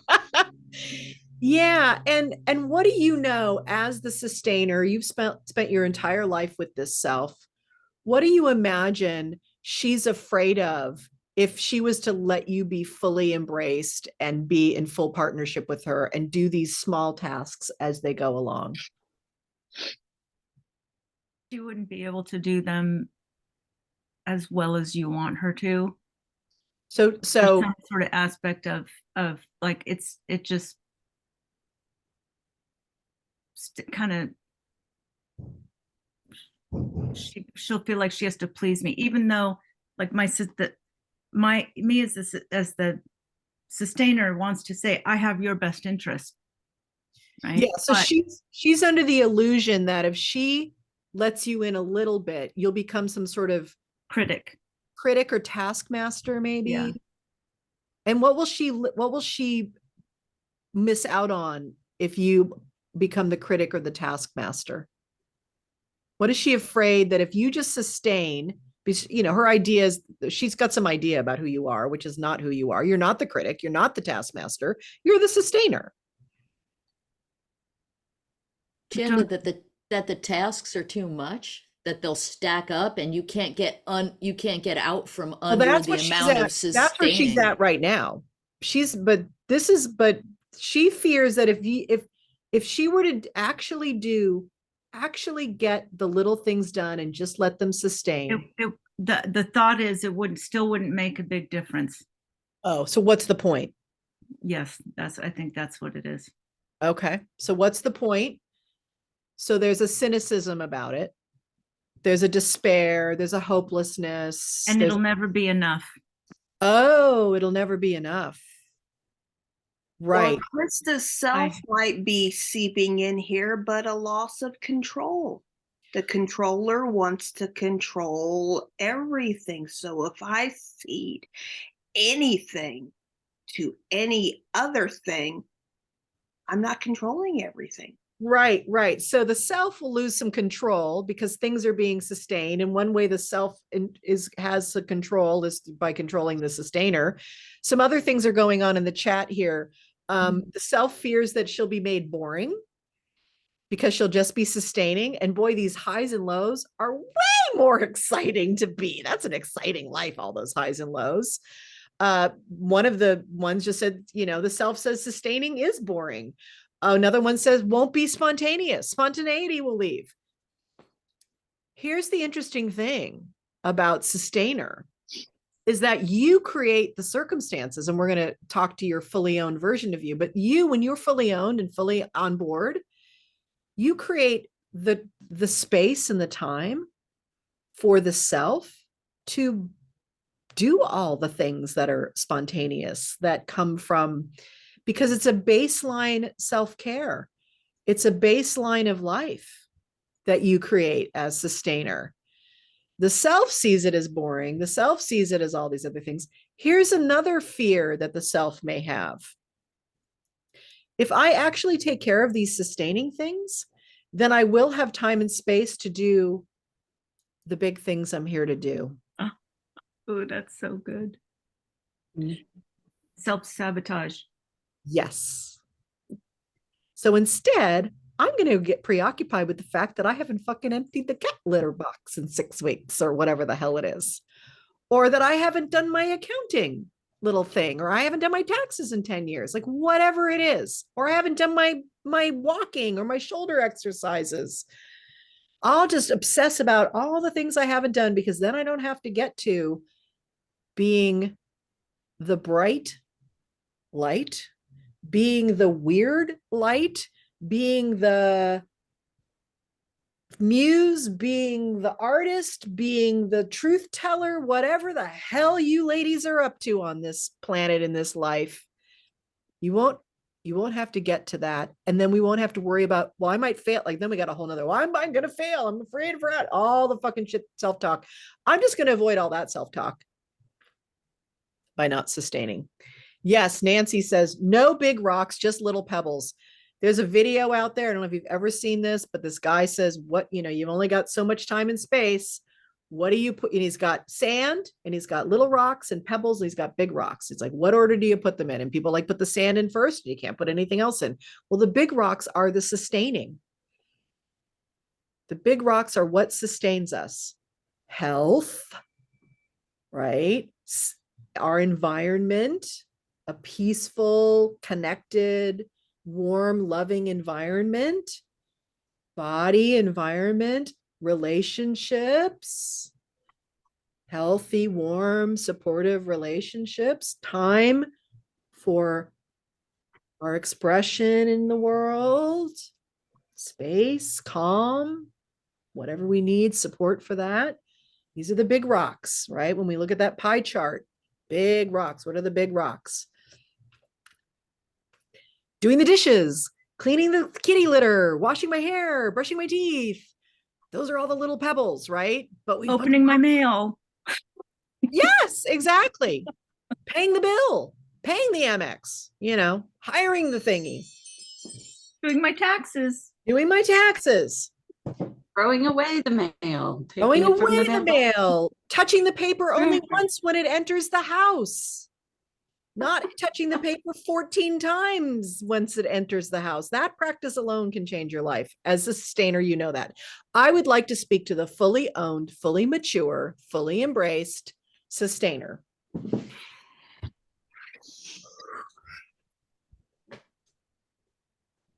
Who am I speaking to? The fully owned, fully embraced sustainer. Beautiful. Tell me a little bit about yourself. Fully owned, fully embraced, wise sustainer, as I unhook my earring from my sweater. So my years of being a Dharma, a teacher at a Zen center are creeping in. And maybe a little bit of the Hippocratic Oath. I don't want to do harm. I want to help you without judgment, help you to get on the bus, to help you to get on the enlightenment / nirvana / whatever that means to you bus without any judgment. So yes, I am here to help, first of all, the self to get on the bus. Whatever bus this self is on and is driving through life on, I am here to be of service to you so that you can calmly, with open heart, open mind, fully sustained, fully resourced, get you on the bus so that you can go out in the world and see and look and do and touch and play.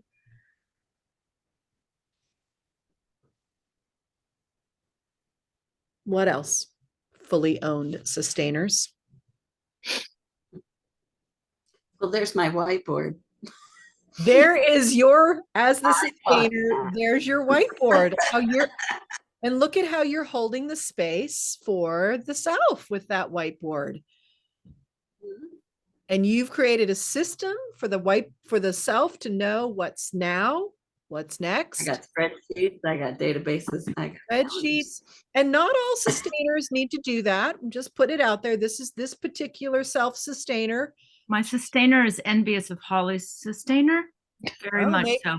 Maybe we need to have a monthly sustainer meeting here at Humans on the Verge. My sustainer's in competition, trying to come up with like effective rainbow charts of shit.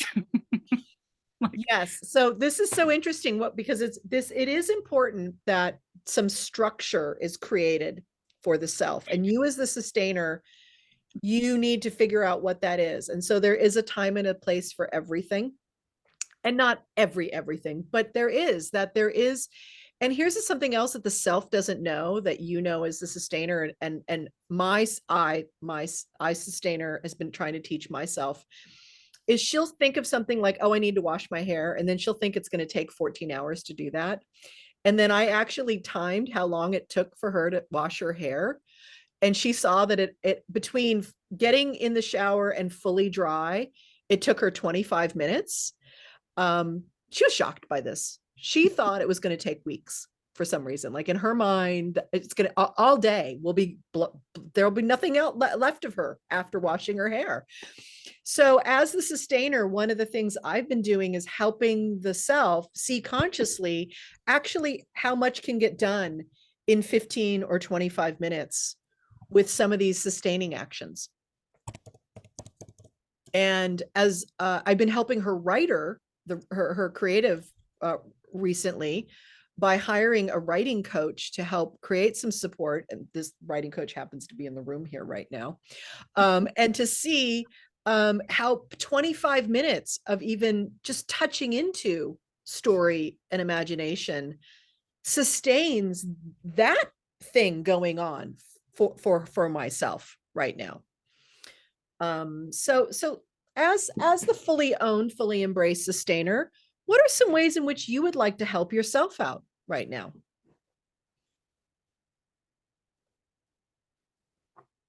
Yeah, I just want to say, go ahead. I was Go, just going Gina. to comment that Gina, my sustainer, as the sustainer, I feel like I'm performing a parental role. you are a It's very like loving, the ideal parent would manage a child's life. Yes, this is very much this is why we were talking about the women's work part. Like this is the role of some caretaker. It's not necessarily women, but in our culture it's been, because it's patriarchal. This is some role of the caretaker who really knows how to guide and help a self move through the world. And that's a caretaker's role. So yeah, it is definitely, it's a kind, loving, understanding parent. Like Krista's one said, I'm here to be of service to her. and to really help her get to where she's going so that she's fed and dressed, washed, loved. And when she gets on the bus in the morning, she's free to go out and do her stuff in the world. So yeah, it is a very loving parent. And it's one that's just here to serve the sustaining part, just helping the self. Yeah.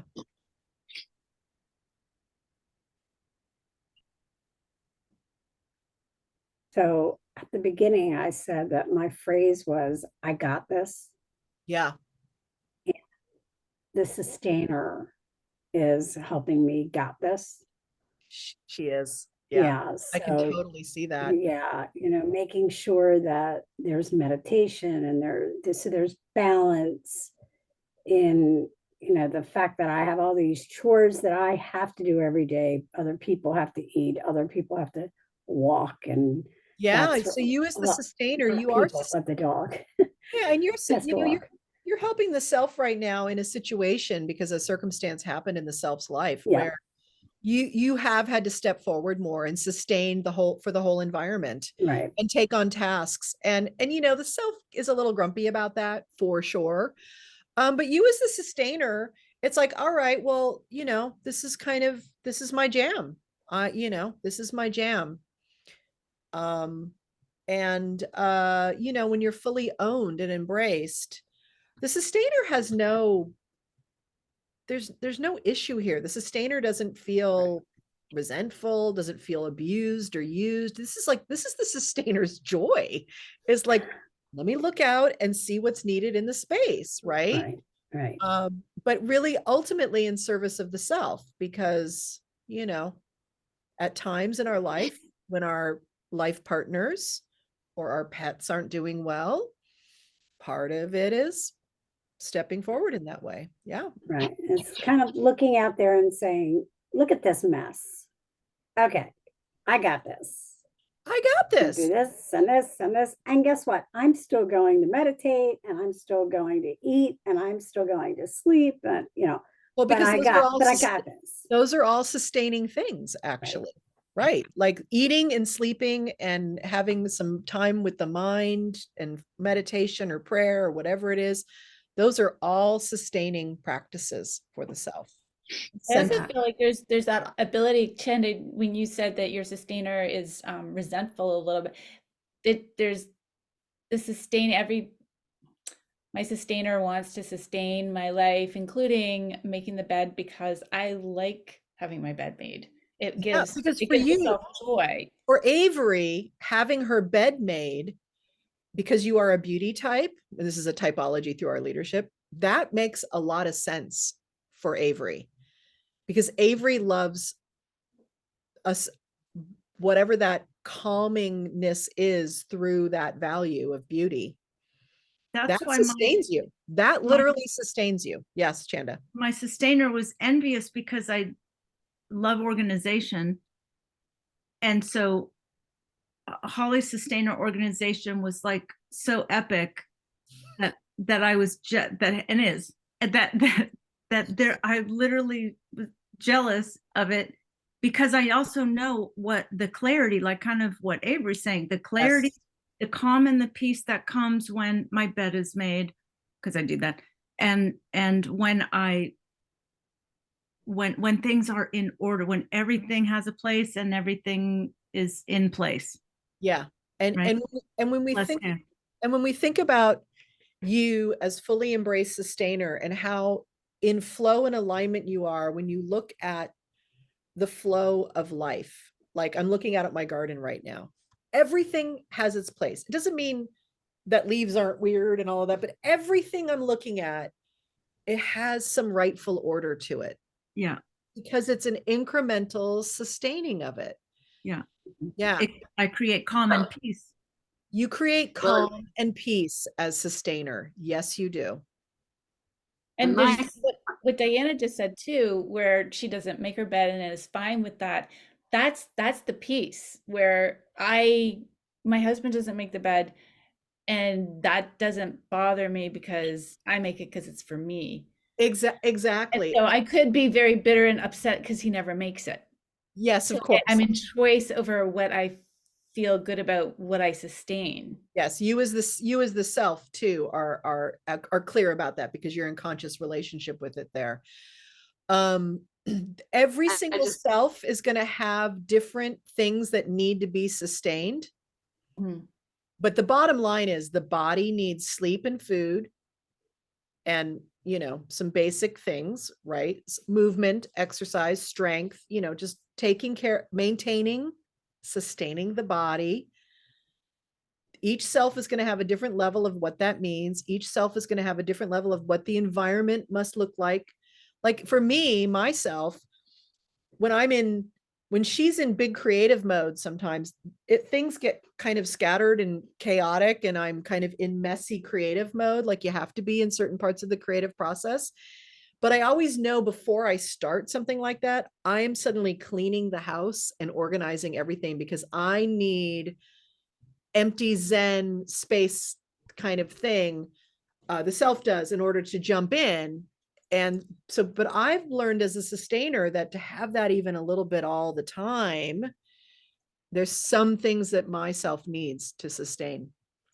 Yes, and I need to say, my sustainer wants to say that she used to be really, really bad at her job because the controller wouldn't give her any time to figure out what her systems were so that she could get faster at her sustaining. So you She as the fully owned sustainer, yes, put some time to took time. Yeah, you made a point, you got so as the fully owned, be fully mad at it for a while.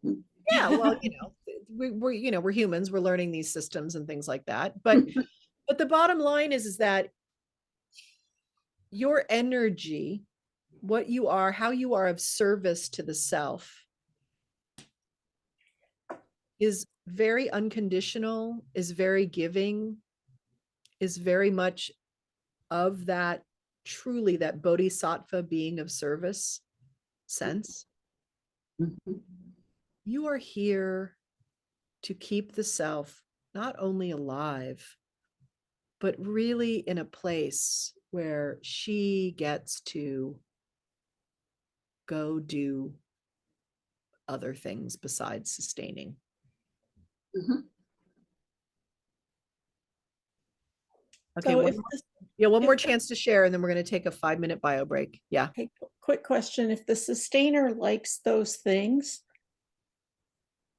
and is the sustainer also the one to get all of those things done? Let's ask her. So let's speak to the sustainer. So I want you to stand up, Marina, and sit back down as the fully embodied, fully embraced, fully owned sustainer. Who am I talking to? The fully embraced sustainer. Yeah, you're fully owned, you're fully embraced. You're allowed to do all of the sustaining work. You know your value. Yeah. Yeah, so what's your job as the fully owned, fully embraced sustainer?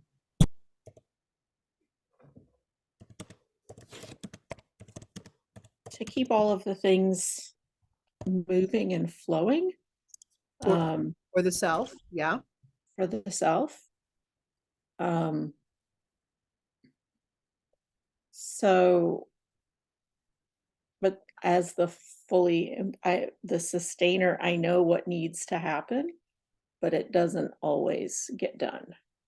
Yeah, the self ignores you. He Still puts has himself her in the piles. basement. I just want to say you as the sustainer, you're in the basement. You've been in the basement a long time. And so even just you coming out fully owned here, it's hard for you because she's kept you in the basement Okay. with like 14 locks on that fucking door. Okay, thank you. Now I understand Yeah. where my struggle is. Yeah, that's the struggle is she's can barely hear you. She's afraid of you for that fear that she talked about earlier, which is if she doesn't sustain everyone else, then she thinks that's how death happens or abandonment or orphaning. Thank you. Yeah. we'll talk more about this, Marina. Remind me next time we talk. All right, we're going to take a 5-minute bio break. And when we come back, we're going to do some non-dual voices. I will see you at 10 minutes to the hour. And I'm going to pause this. Marina just said in the moment in the break that she's constantly having to reframe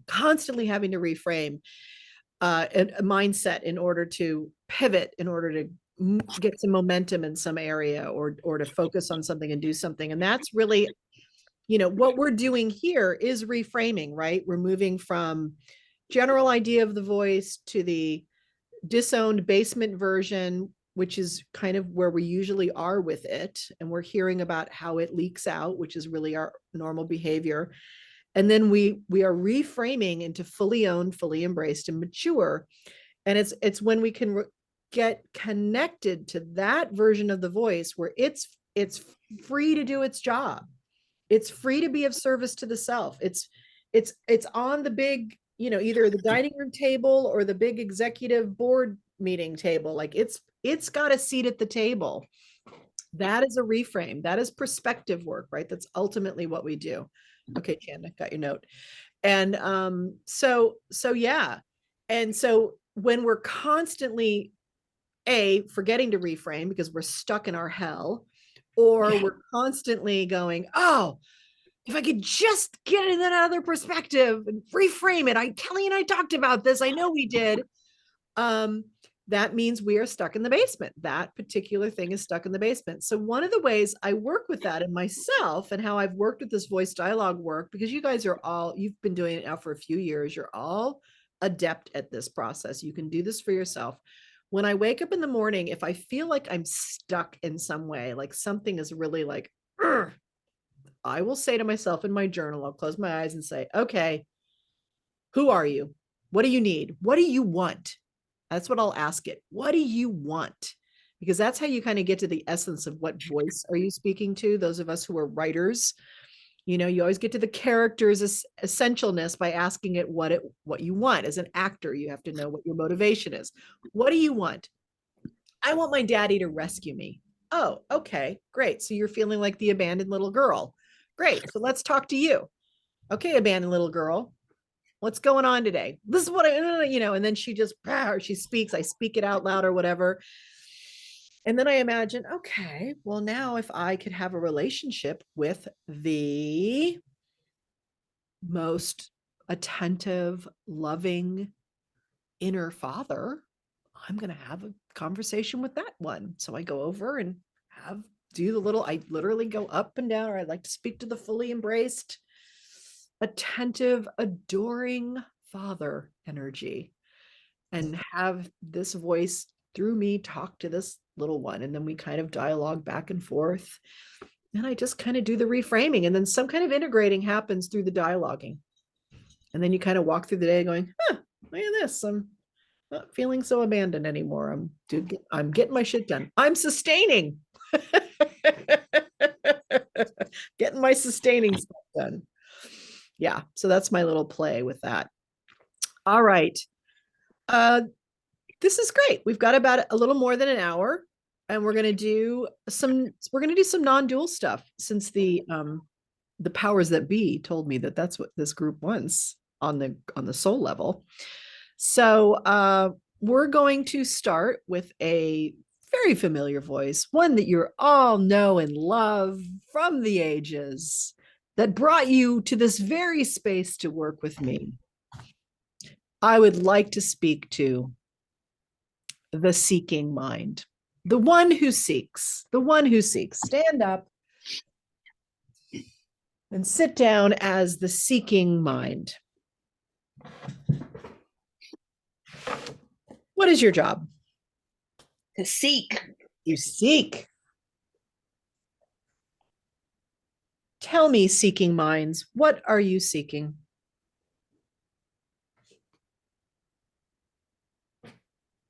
Fulfillment. Fulfillment? Peace. Peace. Everything. Seeking everything.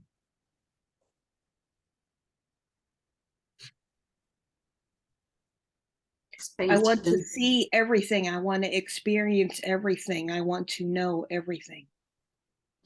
See, know, experience everything. In the chat, we have connection, seeking connection. Deeper Truth. understanding. Deeper understanding. Inspiration. Mhm. Inspiration. Inspiration. Diana says truth. Truth. Yep. Got some truths. Meaning, What was it?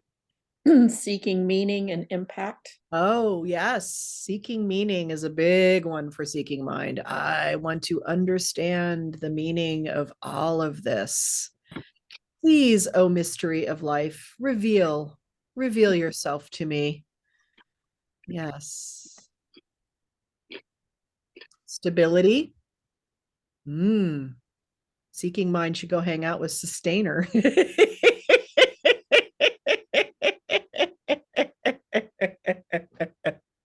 Yeah, stability. Fun. Fun. Fun. Seeking fun. Pleasure.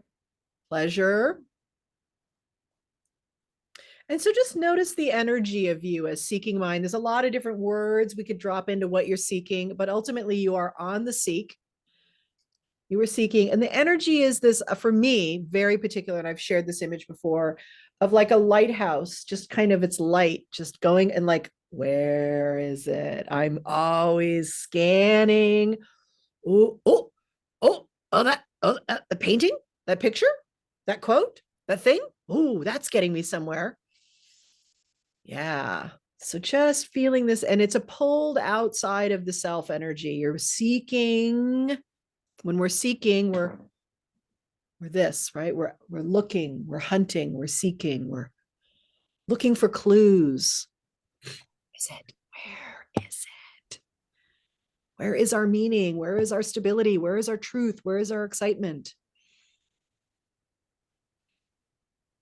And just want to ask you as Seeking Mind, because this will drive the self crazy, the answer to this. As Seeking Mind, if you were to find this thing you're seeking, what would happen next? Self will go away. Self go away. Wait, someone else said what? You would keep seeking something Keep else. seeking. Something else. Yeah, just keep something else. I think I've got the truth. And then like 2 days later, you're like, yeah, you know what? Nah, it's not quite fitting perfectly anymore. I got to go seek more truth, or I'm going to go seek something else, meaning or depth or wisdom or pleasure or yeah. So you're not going anywhere. Seeking Mind is what I want to get across to the self. The self thinks like, oh, yeah, I'm going to finally find that one book or that one guru or that one diet or that one thing, whatever it is. But the seeking mind knows that I know that it's the journey, that there is no destination. It's all about the seeking. Yeah. As the Seeking Mind, there's no having seeked, were seeking, done seeking. I'm seeking. I'm in process. Seeking is a verb. I am in process. Yeah. It's all the journey. For those of you who are creatives, you understand this when you're in flow. Being in flow means that you are just, it's just evolving. You're just in it. You're in the moment with it, right? Oh, now this thing. Oh, and that word opens that thing or that picture or that color or that thing, right? Oh, now this thing. Time disappears, all of that. Okay. I would now like to quickly speak to the voice of the controller. So just take a moment, just come back down as the controller. Who am I speaking to? The controller. So controller, we're gonna go speak to some other voices that are sometimes difficult for the self to imagine that she's even allowed to speak to. So I just need for you to take like all of the other voices, the voices of confusion or doubt or any of that kind of stuff, whatever may pop up. And if they pop up, it's fine. I'll talk to them. It's not a big deal. But if you could take like all of the extra voices that might get in the way of the self and take them over to reading time in the corner. I don't know, you could read them some Dr. Seuss today or some, I don't know lots of kids' books anymore, but there's always something. Winnie the Pooh is always a good one for them also. So just take them in the corner. Would you be willing to do that and help me just make sure that the self can really land in these other voices? Yes. Yeah, good Yes. thumbs up. All right, great. Thank you.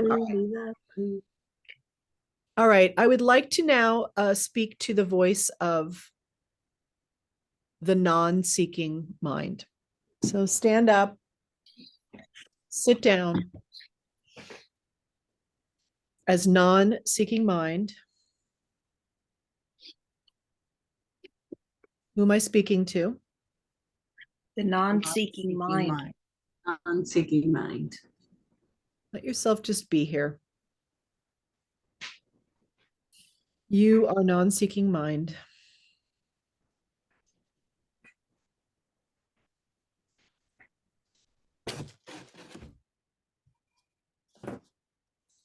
Nowhere to go.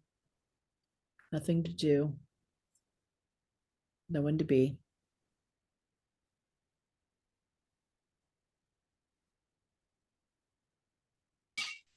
Nothing inside needing anything.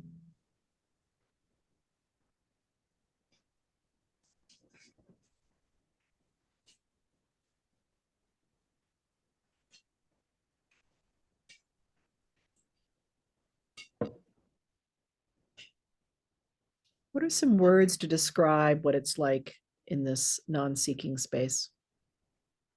Peaceful. Peaceful. Okay, I'm gonna have to try to talk because I have to say this. What I just realized is I need to do that before I sit down to meditate because, oh my God, I got into this place and I went, can I just leave this meeting and keep doing the meditation right now? Yeah. So the So, self, you thank you had an for that. experience, and then the self came walking in and saying this, which is great. And now invite yourself, Nancy, to sit back down as non-seeking mind and let yourself just be there without, which I love the commentary. And you're right. This is how I go into meditation every morning as I get into non-seeking mind. So just here, let yourself be here as non-seeking mind. So we got peaceful. What are some other words that might describe you? Still. Still. Blank. Blank. Quiet. Quiet.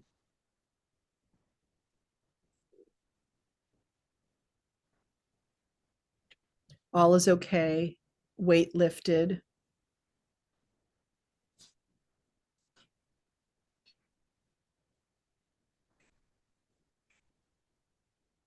Check in with the body here. What's the body allowed to do? What's the body have permission to do here?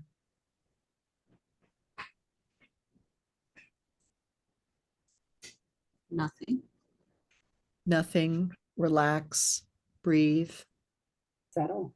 Settle.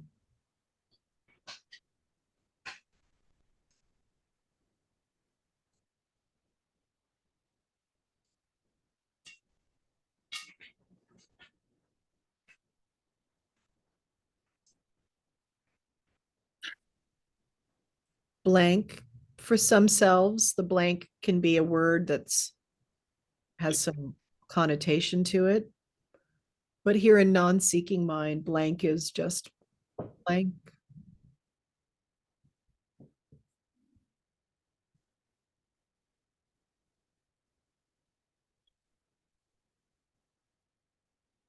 Controller needs to go away.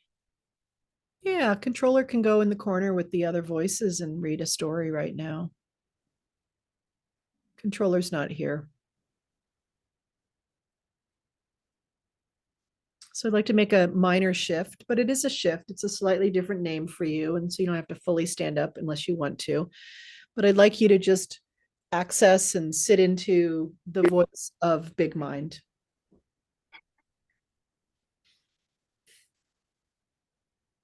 Who am I speaking to? Big mind. Big mind. Just notice this very slight quality difference here.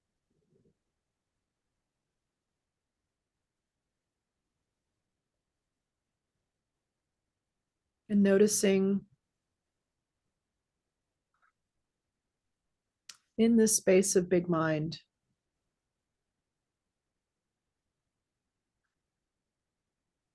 Feel see- safe. All Safe. will be okay. Everything will be okay. Everything is here. Everything is here.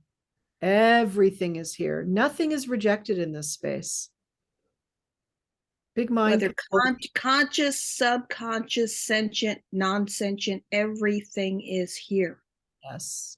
And all preferences are not even online here. There's no such thing as a preference here. That's the world of the self, is preferences. But this is, there's nothing to prefer or not prefer because it's all here. How big is this space of big mind? Infinite, Infinite, vast. vast. What's time like in this space? What's big mind's your relationship with time? There is no time. There's no time here. There's no passage or a lapse of time. It's now and it's every time. It's all moments and it's now.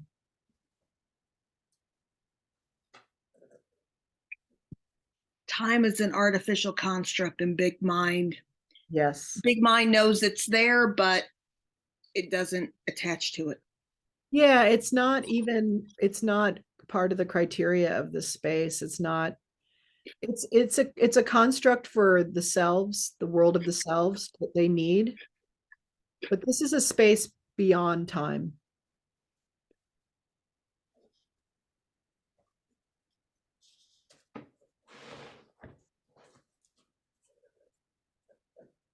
So I'd like now to shift into a slightly different voice, but it is very similar to this. It just includes something else, which is I'd like to speak to the voice of big heart. So just stand up halfway, maybe sit back down and sit down as big heart. And who am I speaking to now? Big heart. Big heart. And just notice the quality of difference here. Subtle, but significant.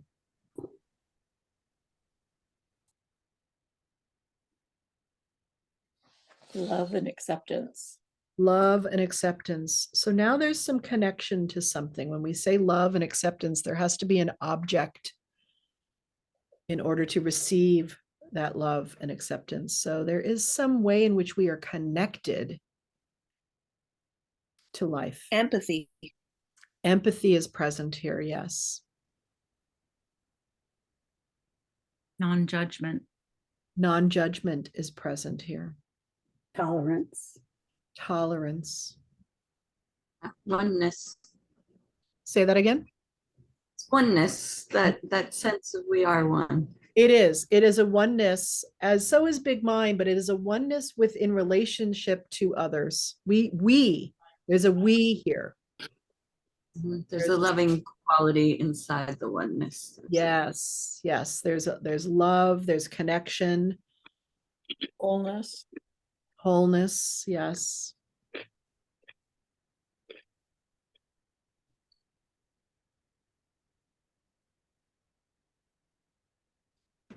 And I would like to offer, like we did earlier, when we turned and we looked at our family tree and our the ones that came before us, but now I would like you to turn and look at the self as big heart. I want you to look at the self and just see her and see her, observe her in her life, from waking, moving through her day, all the way through the day, and all the days, and all the ways in which she struggles and what she struggles with.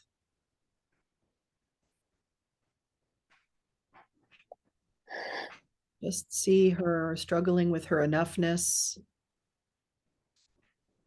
her feeling trapped, feeling alone.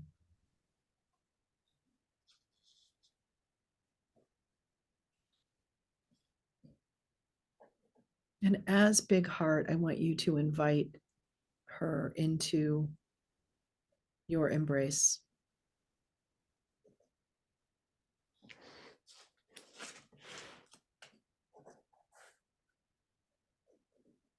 And let her feel your big heart.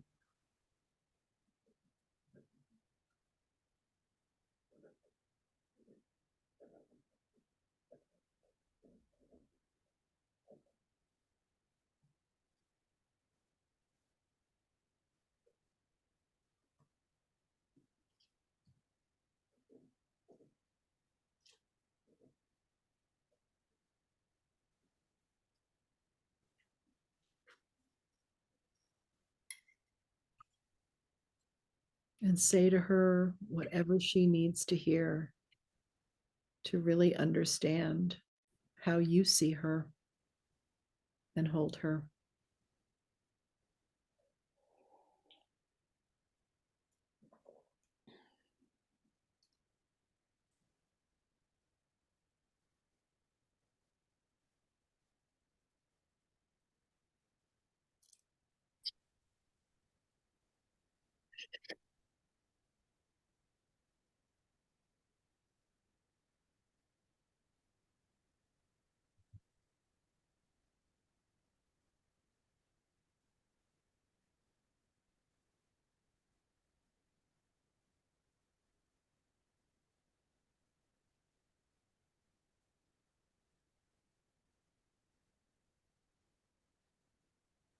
And I'd like for you to make a very subtle shift here, but it's a shift in a particular aspect of Big Heart while you're with the self, or you can leave her be for a moment.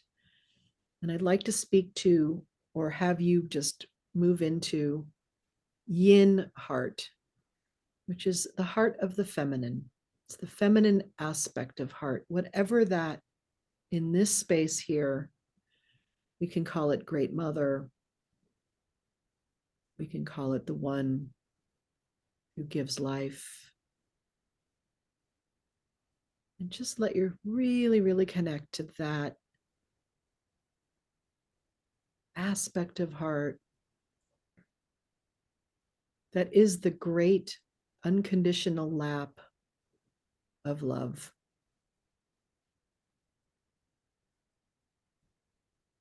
And whatever needs that unconditional lap of love in the world, invite it to come and sit at your boundless, eternal self of Yin Heart.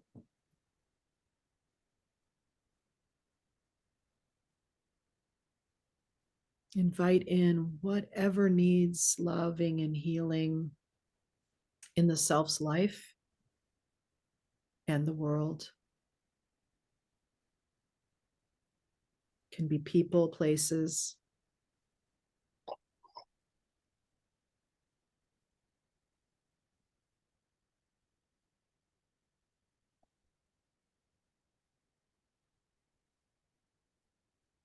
Can be histories of people that need healing. Can be your own family tree, your ancestors, your lineage.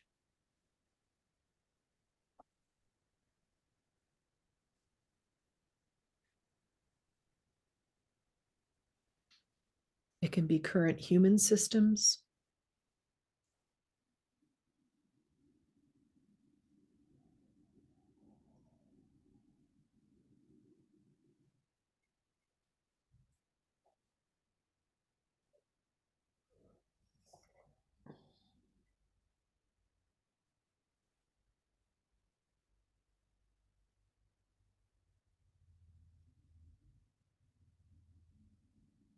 Now I'd like to invite you to shift into the other aspect of the heart, the yang aspect. This is this aspect of the loving, embracing masculine, the great father, the great protector, the great one who fiercely protects and guides and sacrifices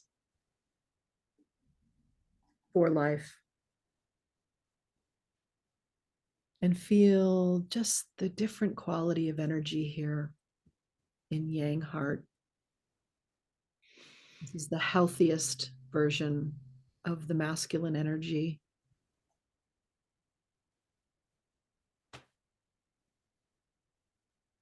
Lives through ideals, upholds ideals, virtue, values, protects, provides,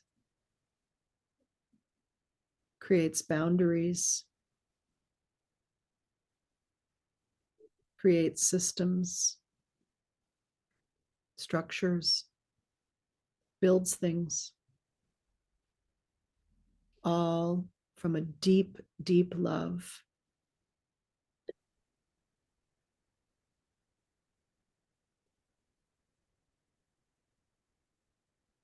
Allowing this energy to seep into every aspect of the self's life.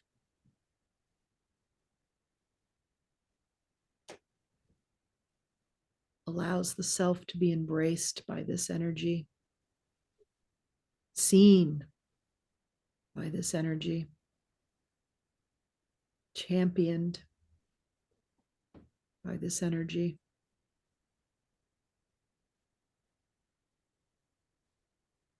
Protected.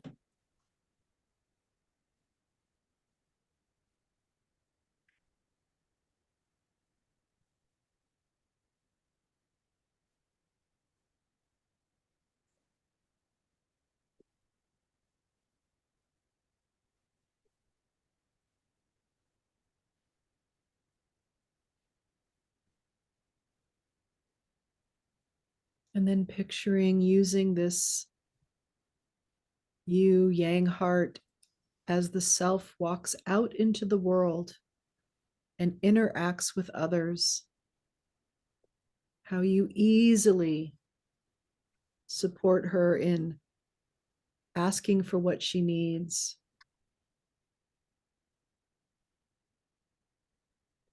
meeting others fairly and squarely,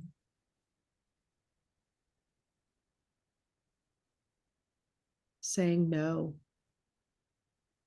when she needs to.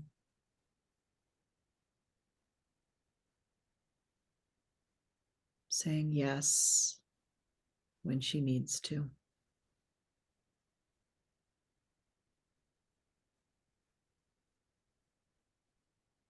Helping her not only have vision for her life and dreams, but a road and a pathway built along the way so that she can get there.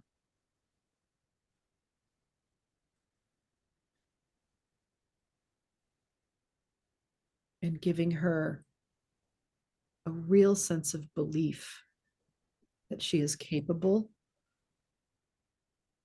she's intelligent,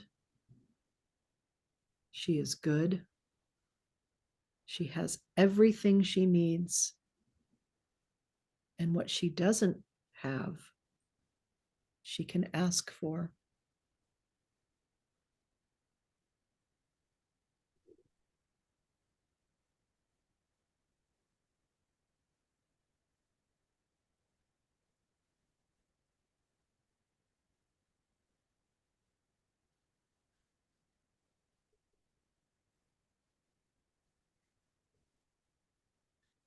And let her know that you are willing to take the time and the energy, whatever is needed, to support her in her unfolding.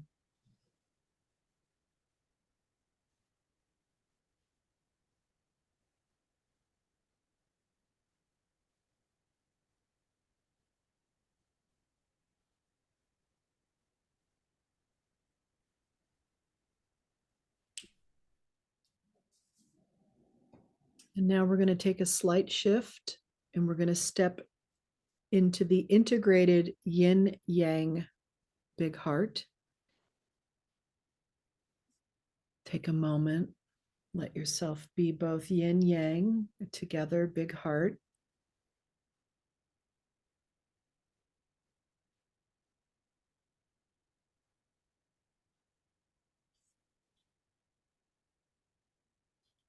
And then I'm going to invite you into another integration, which is the integration of big heart and big mind.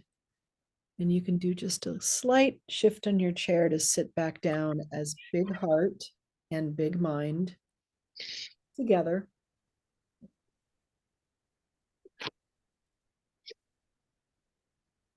Who am I speaking to? Big heart and big mind. Big heart, big mind.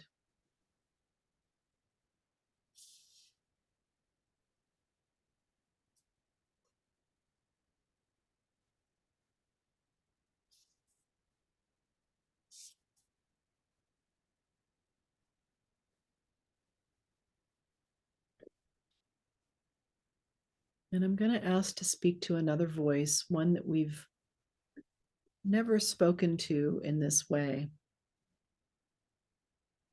But I would like to speak to the one who was present before the self was born. And that will be confusing to the self, but to you it will not. So you just need to stand up and sit down as the one who was present before the self was born. Who am I speaking to? The one who was present before the self was born. So this is pre-parents, pre this self's current life. And you might find yourself in a place. You may be in a location as the one who was present before the self was born, or you may not.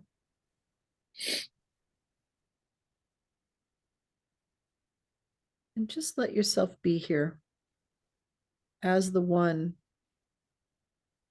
who is conscious, is sentient, but is pre-self.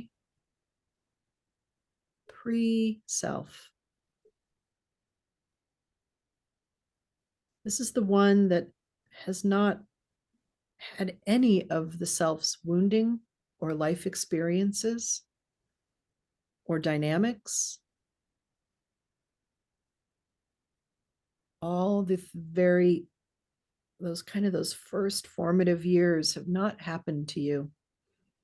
And yet you are still some aspect of this one who gets born. One might call you soul.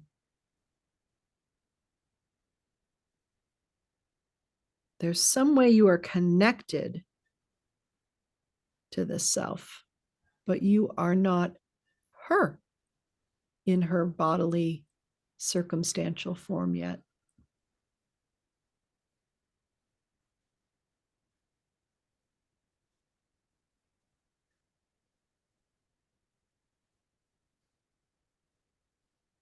Tell me a little bit about what you're sensing from this perspective.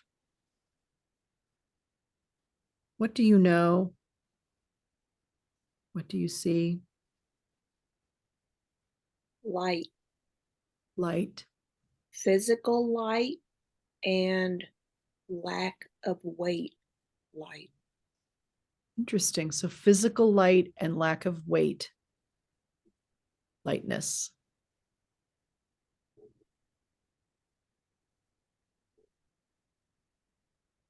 Exactly how to describe this, but there's a sense of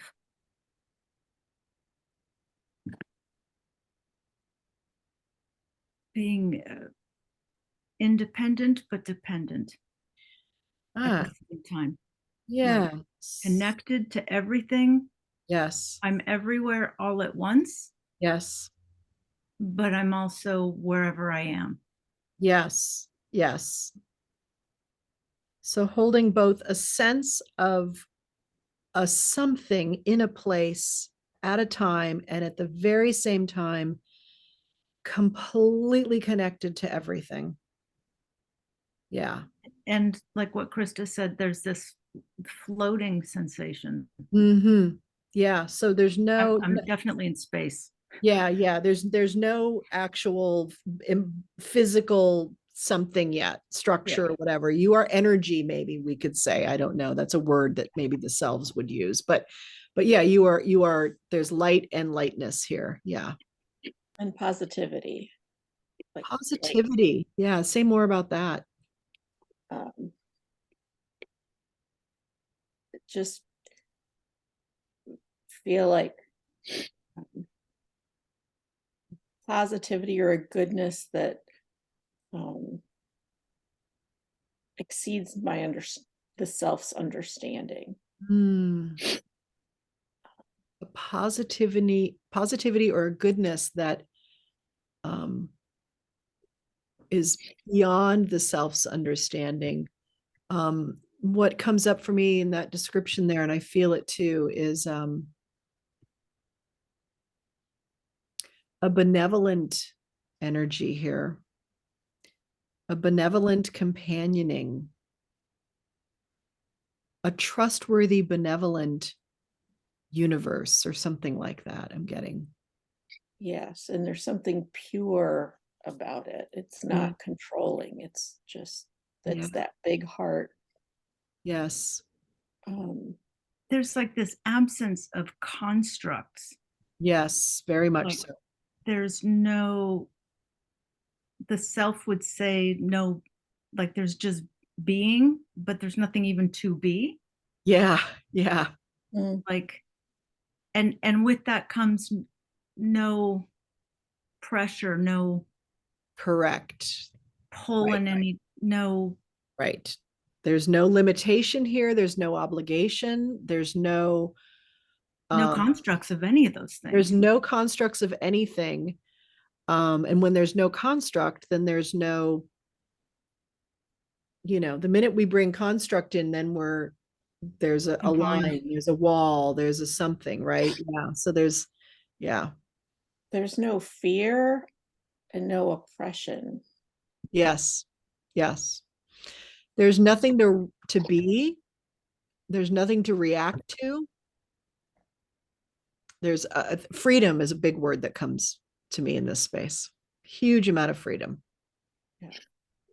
Lack of constructs, huge amount of freedom. I was thinking playfulness.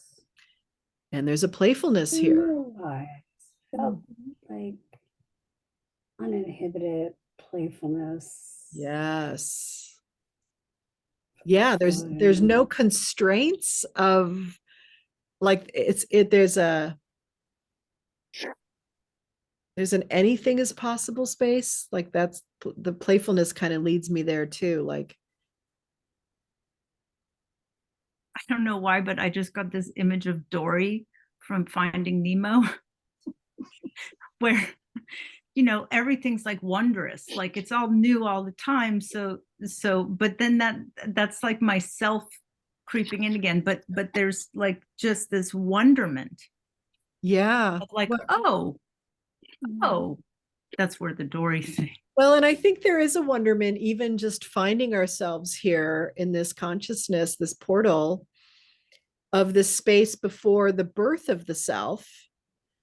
There's a wonderment in that, because just the construct of a self is, so there is like a, wait a minute, what? There's a space before the self? Yeah. It's like, what's that? Wow, this is cool. Yeah. So I feel myself go ahead. of floating on my breath. Floating. I think is the best way I could explain it. Oh, I love that image. Floating on my breath. Yeah. I got really connected to breath in a different way Lovely. So, since you are here, the one who was present before this self was born, and yet you are fully cognizant of everything the self stepped into when she was born. And the people, the places, the circumstances, the dynamics.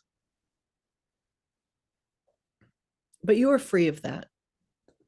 You are here before all of that.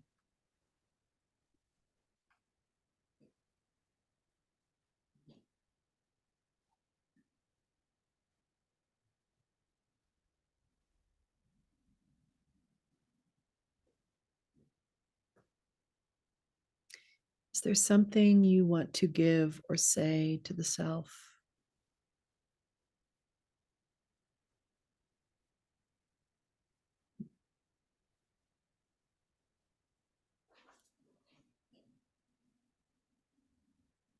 I put it in the chat, but I'll say it here too, just because it's prompting me to. Even if you know nothing about Buddhism or have no interest in it, here, look up and read the Heart Sutra. And again, a lot of you know this, I think I was a Dharma teacher at a Zen center for 15 years. I can provide the one I learned at, but it's easily, you can Google it and find a translation, and just see what comes up. I will share with you my favorite version of it after we're done with this call. I got a very distinct message that I'm not sure was for me or you, but it was just, "You're doing great, kiddo." What's the words that came? Jesus Christ, that was my father right there. But I think it's for all of us in this space. Thanks, Dad. It was clear.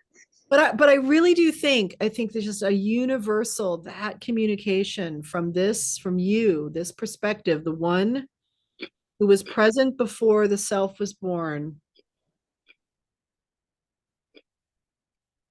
You're doing great, kiddo.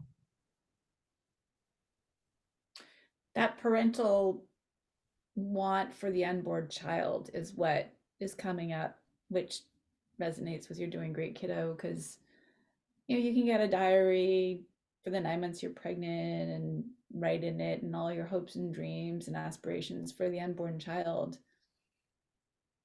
And there's this idea that the parents putting on you all the things they want you to be and want for you.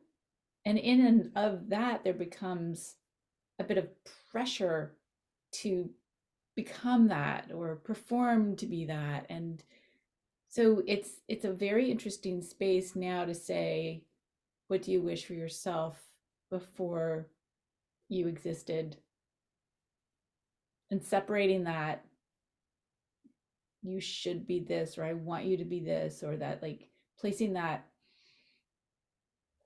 heaviness or that's the self's heaviness. That's the self's storyline and narrative that may have ingested some of those desires and hopes and dreams from the parents. But from this perspective, the one who was present before the self was born, this is a big, big heart, unconditional space. So just a little leaking over of the self there into that, struggling with that a little bit there. Yeah, and Go ahead. whoever that was, go ahead. I was going to say, I feel like mine is saying there's a certain quality of an invitation. It's a bit like a welcoming and a be here now kind of, and invite you to keep this space. Yeah. In your,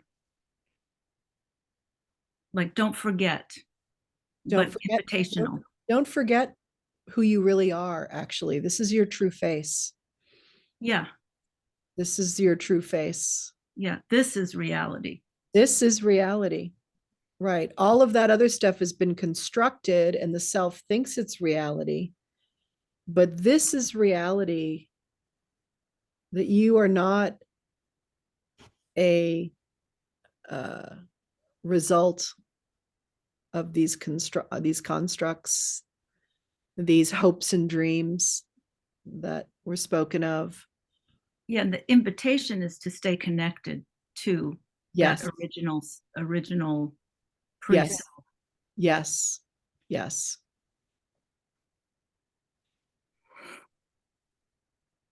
And I want to acknowledge and validate what Avery said because of my personal, medical, biological, lots of other circumstances. I'm not a parent. But from what she said, I can appreciate what those parental Yes. expectations can be before a child can be here. So I want to Yes. acknowledge that and again reiterate, I'm not a parent, so I want to acknowledge and love and appreciate and validate that. But that parental part is also part of big heart because that can encompass that it's part of big heart. That's all I'll say. Yeah. I just want to clarify, our actual parents, even though they have aspects of them that are unconditional, there's a lot of conditions around their love, and those hopes and dreams can be part of that. And they're all things that they want for us, which are beautiful.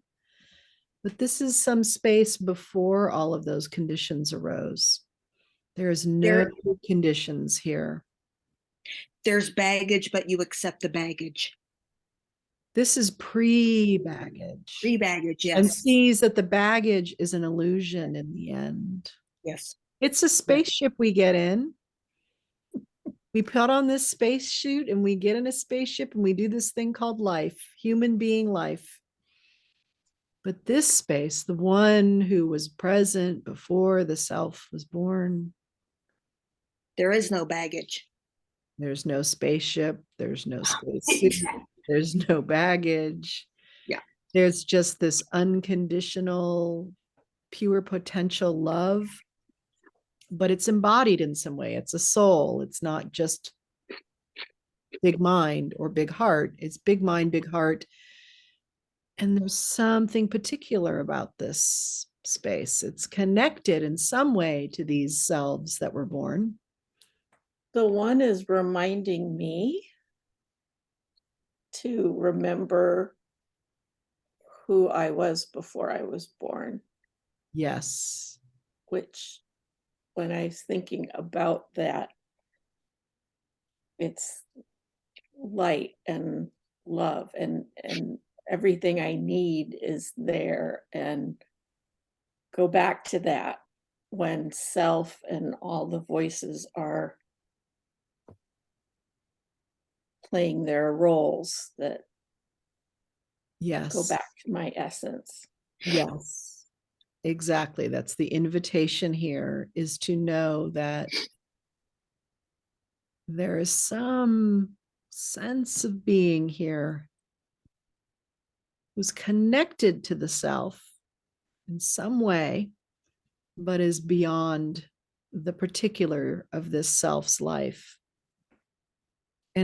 And like a parent's hopes and dreams, this soul is on a journey. Whatever your cosmology is, this is one way to construct a cosmology. Maybe it's many lifetimes, maybe who knows? But one way to think about it is that there is something that's here to live through this self's life. And this is that thing that's here to live through. It holds the things that creates only uniquely your weirdness, your beautiful weirdness, your particular values, your particular thing that must happen that might not make any sense to the world around you or even the family you were born into, but it's something that must be lived into in this life. Must happen. And it's beyond psychology and biology, and it's this force, this life force that must, it's got a particular flavor, color, uniqueness, shade. It's what one of my teacher calls the soul's code. It's your genius, and not like Albert Einstein genius, not IQ genius. It's your acorn that's going to become a singular oak tree. But you came in with this acorn and it grows into the life. There are no ologies here. Totally. This is before ologies. Yes, it's before all construction of concepts. 100%. Yeah, there are no ologies here. There's no cosmologies, there's no theologies, there's no biologies. I may have to make that a bumper sticker. There I are love no ologies here. I love that. I love that. So from this space, I'm going to let you take a few moments and take some notes if you haven't already. You can take it from this space or anything else we've done today. If you want to, if you have something you need to write, or maybe you've been writing notes the whole time, and just let yourself just kind of, I'm just going to give you about 4 minutes here to just jot down stuff.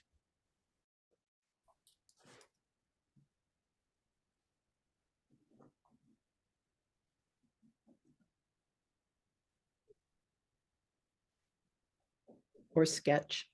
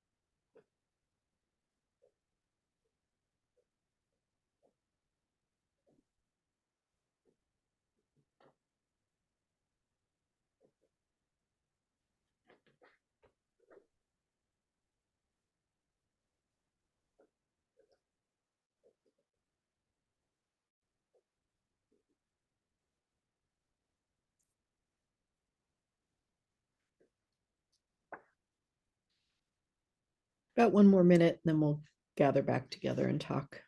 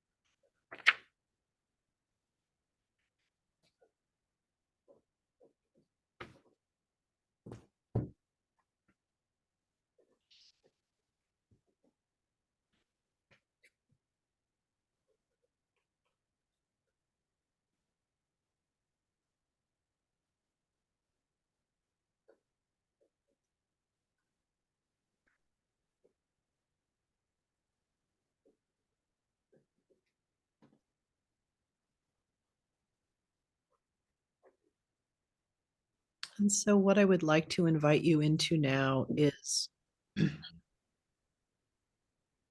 just very gently, with great tenderness and mindfulness, we've tapped into some deep things here today, some big experiences of the non-dual. And then also a couple of interesting aspects of the self, the orphan and the sustainer. A lot was unpacked here today. A lot was light was shown on things. We opened some basement doors. Some insights were had. Insights are always just when a little information comes up from the basement, right? So that insight can happen in these moments we have here. And then, but insights aren't change. Insights aren't integration. Insights are, oh, look, this information. Oh, look at that. Okay. Oh, now I understand. Now I understand. And it's up in here. And it's great that it's yay. It means it's in consciousness when we say, now I understand.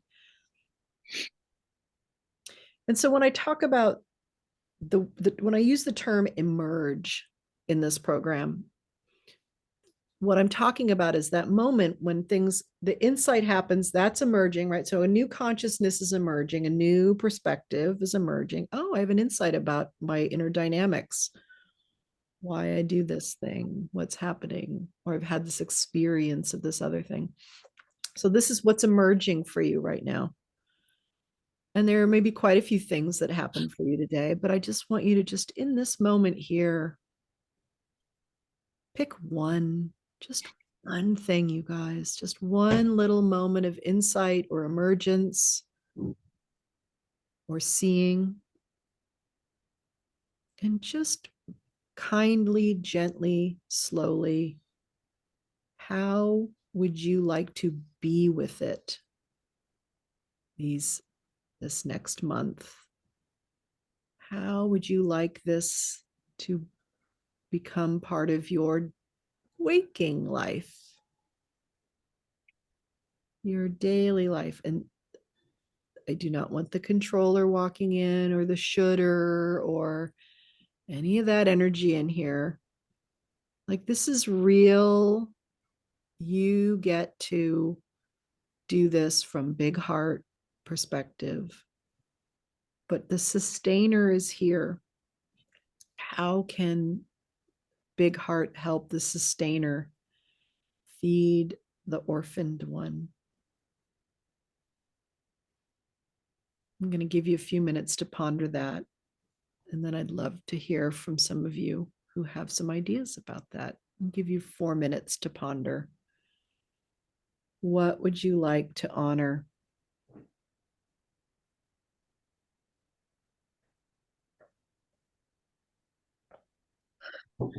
Maybe it's connected to your word, your phrase, your stance that we started with. Ellie, did you say how can Big Heart help the sustainer help the orphaned one, or did I hear that wrong? I did say that. I'm reiterating for anyone else too. That's kind of how I see that energy flowing. Unconditional big heart or soul perspective, even over to the sustainer that's job is to help life force move through the life of the one. And of course, the orphaned one is the one who doesn't know how to, who needs caring, being cared for.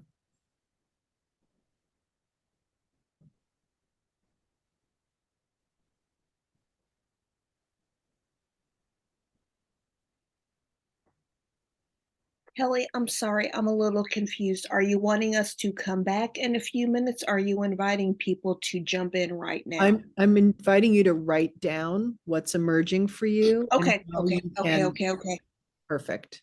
And then in a few minutes, we will share. Got it. Thank you. Yep.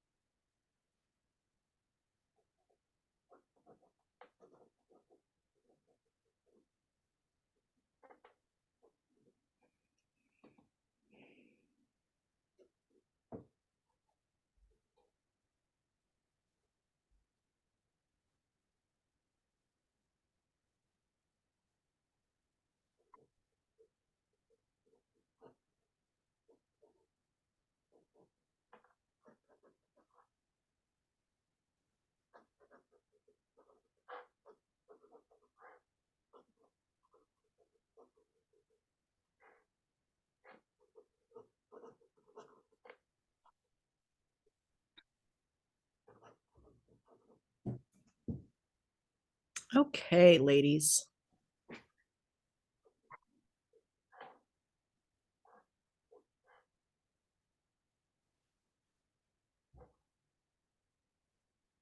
What is the way in which this energy, this consciousness can,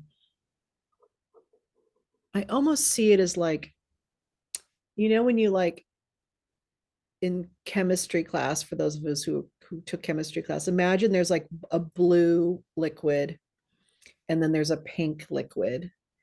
And then you put them in one container and they slowly get to come together and start to be purple liquid. So we're not like manhandling this energy. That's the kind of the quality I see of the integration that could go on here for you this month. So what does each of you know about how you're going to integrate this new insight consciousness experience today? You can honor what's come before you and love and embrace or try to embrace everything that has come before you, but you are not bound to it. And I don't know how well this worked. I don't want to take up too much time. I promise. I want to try something here. So this is the painting that's been on my easel since early December.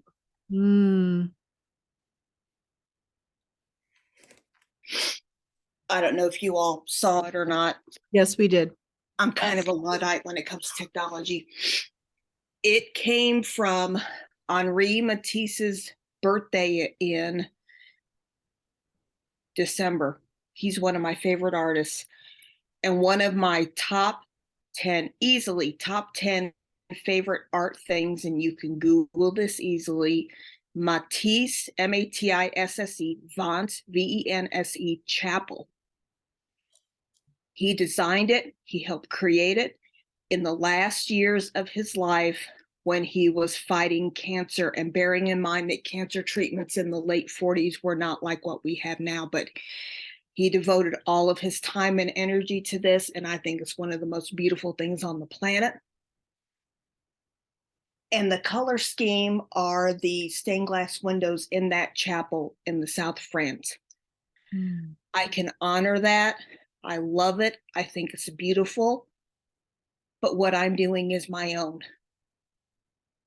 And I can apply that to, I can try to apply that because I'm human. I can try to apply that big heart, not only in my art, but everywhere. I'm done. Thank you. Thanks, Krista. And by the way, there's no trying because you are already integrating it because you just spoke it.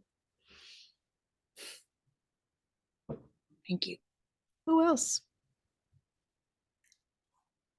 Shannon?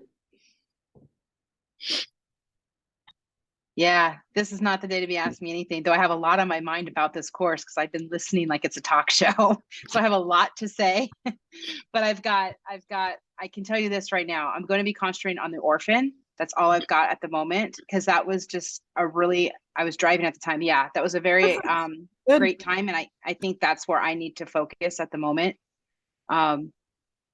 is that kind of stuff. But I've been pulled in a lot of directions this morning, unexpectedly. So yeah, well, good for you for landing and plucking that one thing out. Yeah. And yeah, that's a perfect for me. Good. Right now. Good. Which I'd be happy to share with Avery and you at another time for sure. Perfect. So yeah, for sure. Great. Thank you. I kind of came up with, there were so many things today. So I started writing these cards for myself to go through in the morning. And so I wrote down big heart, big mind, stay connected to soul truth. Just like, and then how I'm going to do that is meditate. Yeah. Yeah. And like someone said earlier, if you go to seeking mind and then step into non-seeking mind, it'll get you over that bridge in a really beautiful way. And since you've already practiced it many, many times here, beautiful. And this is why meditation is such an incredible portal. Very cool. I love that you're putting that in is that your Powerspective deck? I've had this prior to the power. I've been doing this and had clients do this. Oh, good. Flashcards for themselves for years. It's essential. And I do it too. So it's added, my Powerspective is part of this deck now. Good. Good. I love that. You've been doing it forever. Yeah. Who else?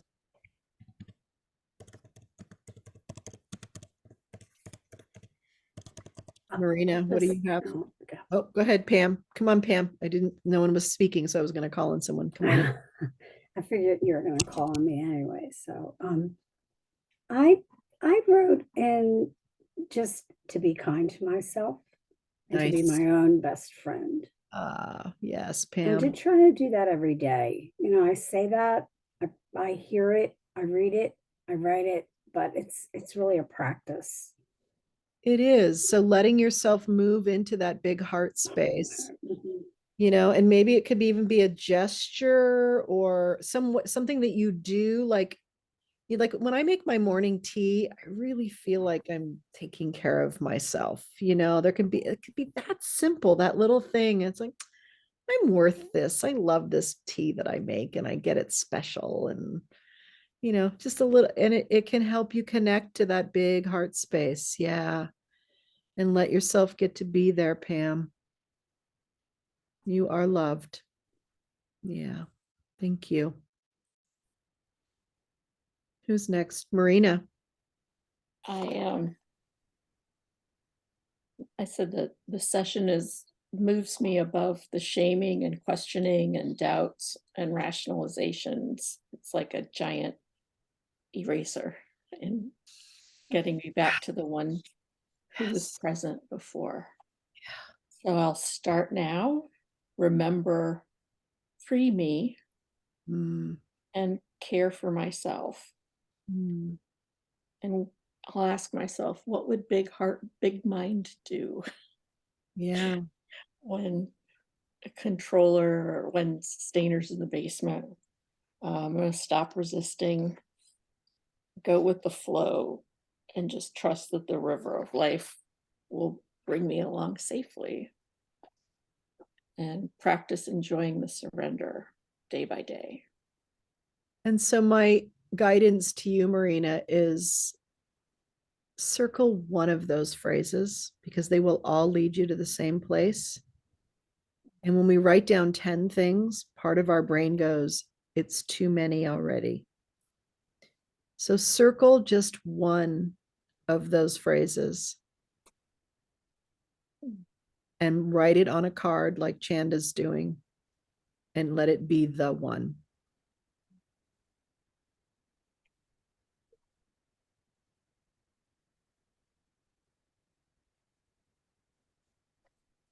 So what's kind of interesting is I have a rock in my office, a little river rock, and I wrote persist on it last year.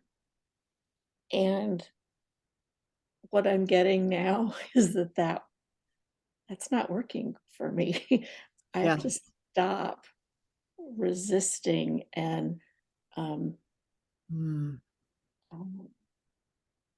so that's a lot, but thank you. Yeah. Good. You're in process right now with this. Your process is going to be, you don't have to get it right either, Marina. I want to let you know that there's something on that page already that you've written that will get you there. Okay. Thank you. Yeah. Gina or Nancy? And then we'll do Avery and Holly last. Gina? You're unmuted already. Yeah, okay. Let's see.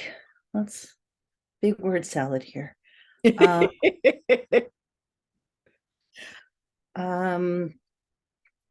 heart can urge the sustainer to help me make habits that remind my orphan that she's not flawed.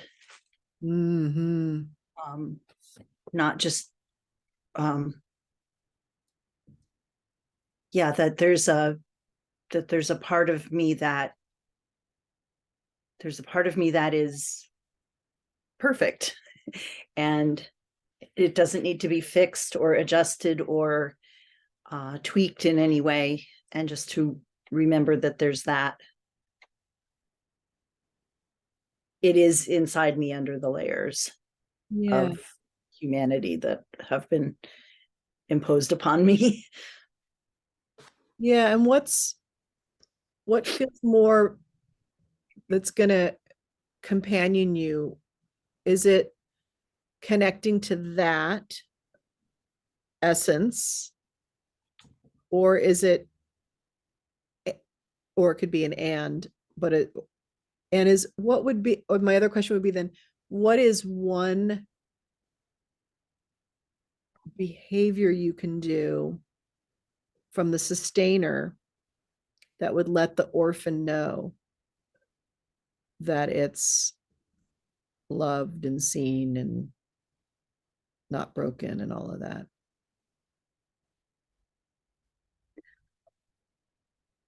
The thing that pops into my head is to reinstate my meditation practice. It was strong for a good long time, and I've let it go recently. So I think I need some connection back to Great. myself. Good. First popped thought is best thought. Mhm. So that's what came in, is renewing meditation. Sustainer is really, this is like Sustainer loves meditation practice because it's a daily thing that sustains.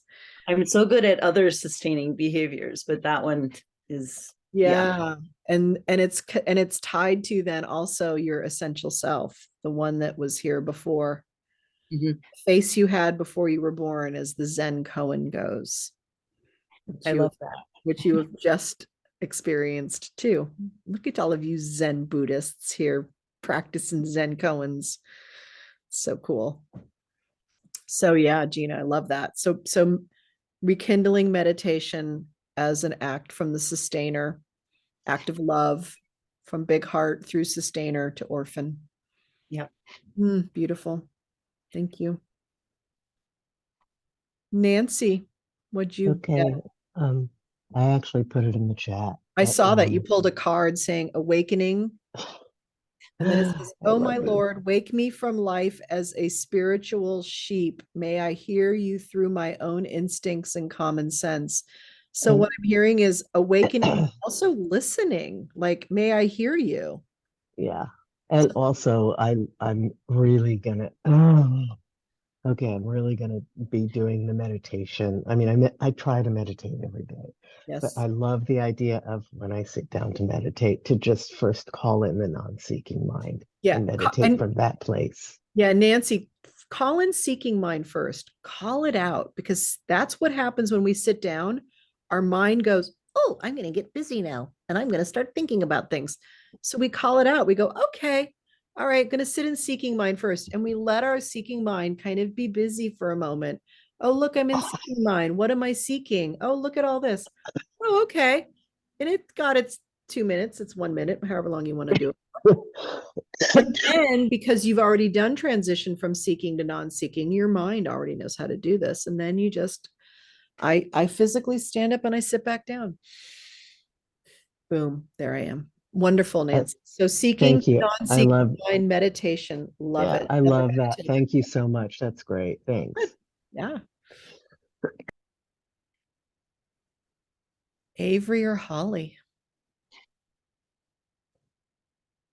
I'm reading what Krista wrote. Meditation doesn't always mean sitting down or sitting on a cushion. It can be walking, it can be creative. And that's so true, because I think seeking mind kept me busy.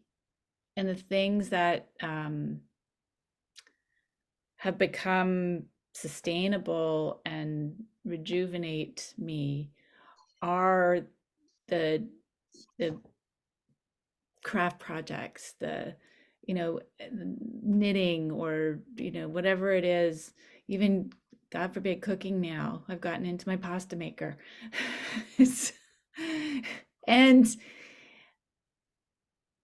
there's a permission there Yes. to allow all these things to be like the big heart and take care of that orphan. And Krista, you'll appreciate this. I've just been skiing last week, or this past week, and skiing is an amazing place to meditate, because you get into that groove going down the mountain and you swish with your breath, and it's beautiful. I used to kind of get bored, Mm, and there's no boring that's great. anymore. Wow. Yeah. Well, and again, meditation can be such a heavy word. It's just in whatever, whether you're sitting or being creative, or if you can't sit, or just in daily life, just a big mind open aspect for a couple minutes a day, if you can do it. That's meditation. You don't have to sit there on a cushion with your hands and be sitting in lotus or anything like that. Anything where you can devote your big mind and your big heart and your attention for even just a few minutes a day to start off with, that is meditation. That's it. So don't let the big M word meditation be an intimidating thing. Yeah, and sitting is sitting. That's all meditation is. Yes, yes. If you're doing sitting meditation, all you're doing is sitting. Going back to the Heart Sutra, form is emptiness. Right. However you do it doesn't matter. Yeah, I don't want to go down a trail on all this right now. Yeah. Thank you, Krista. But yes, remember, this is about being in the non-dual. And if you're in seeking mind, if you're seeking the non-dual, you will not be in the non-dual because you're in seeking mind. The only way to get to non-dual is to go to non-seeking mind. Many people do 20 years sitting on a cushion to do that, and they have moments of it. And then they chase the moments of it. All the chasing, all the seeking. That's why this particular method of voice dialogue and Genpo Roshi's work with it was life-changing for me, because it was like, oh, it just got me there in 5 minutes. I've been doing this forever. So, and there are many ways. It's any kind of flow state is what Krista's saying. Any kind of flow state: skiing, painting, knitting, cooking, sex, being in nature, non-dual, whoosh, happens. All right, Holly, you're bringing us in. Bringing it on home. Yeah, well, the big heart wants the orphan to have all the fun and the nurturing and the play and the acceptance that she gives everyone else. And she also says that the sustainer has reached the end of her abilities to do. She needs a 2.0. She needs that she's doing fantastic, but it's time to get the help of experts in various areas. This is the leveling up when our sustainer needs sustaining. Mhm. And so we look around for other humans who are willing to do that for us. Yeah, that the sustainer's done a brilliant job, but that there's more that could be done. Absolutely. And remember, we're all interdependent. It takes a village. Ultimately, we are never alone, you guys. We are not alone in anything. How did this glass of water get into my house? I didn't do it. Many, many hands brought this water to my house and made this glass. So know that we are so interdependent already. And the parts of us that think we're separate and think that we are not interdependent, try surviving for 24 hours. It's like some guy in the New York Times just tried to do 24 hours without any plastic. Couldn't sleep on his mattress. Couldn't do anything, like barely anything. It's a whole article in the New York Times about it. It's kind of like that. We've become so interdependent on plastic, which is so funny because that was my dad's routine. Maybe the earth just wanted to create plastic. Couldn't do it itself. I love it. Someone just dropped in a beautiful article here, Nancy did, about enjoying nature. And nature is a way to instantly get into the non-dual because it's a body experience. We're just aligned in it. All right, we've gone 15 minutes over. How is that possible? We've just spent 3 hours and 15 minutes together, and yet it feels like 20 minutes in some ways. This is the Heart of Understanding. If anyone's interested in the Heart Sutra, this is Thich Nhat Hanh's version of it. It's a beautiful unpacking of it. He is an expert at unpacking things for the Western mind. And it is one of the chants we do when we're on retreat. It's the morning chant you do is the Heart Sutra. And 2,500 years ago, the Buddha, he understood the entire quantum physics interdependence of the whole universe. And this sutra holds it all. So it's a beautiful thing.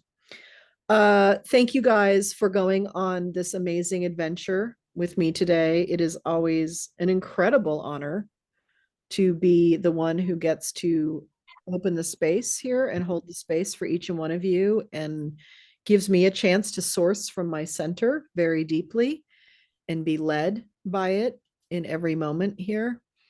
And you always give me an opportunity to learn even more how to trust even more deeply. So a really powerful, powerful session today.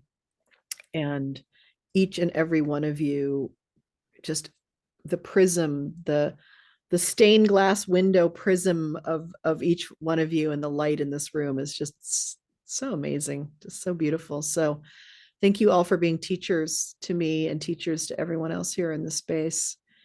And let this be for all of us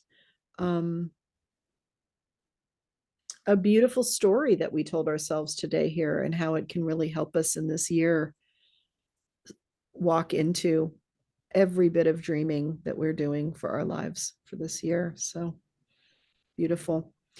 I will see you all soon. I'll be talking to some of you sooner rather than later. And we're starting True North next Thursday. You are all invited to come and be a fly on the wall for that. If you want to hear about how I unpack the curriculum now and this new fundamentals version of the curriculum, if you're into that kind of stuff and have time, please do join us on Thursday.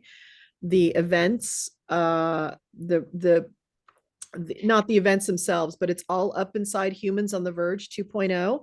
There's a module now that says True North, and it gives you the Zoom link and the days and the times and all of that and the topics.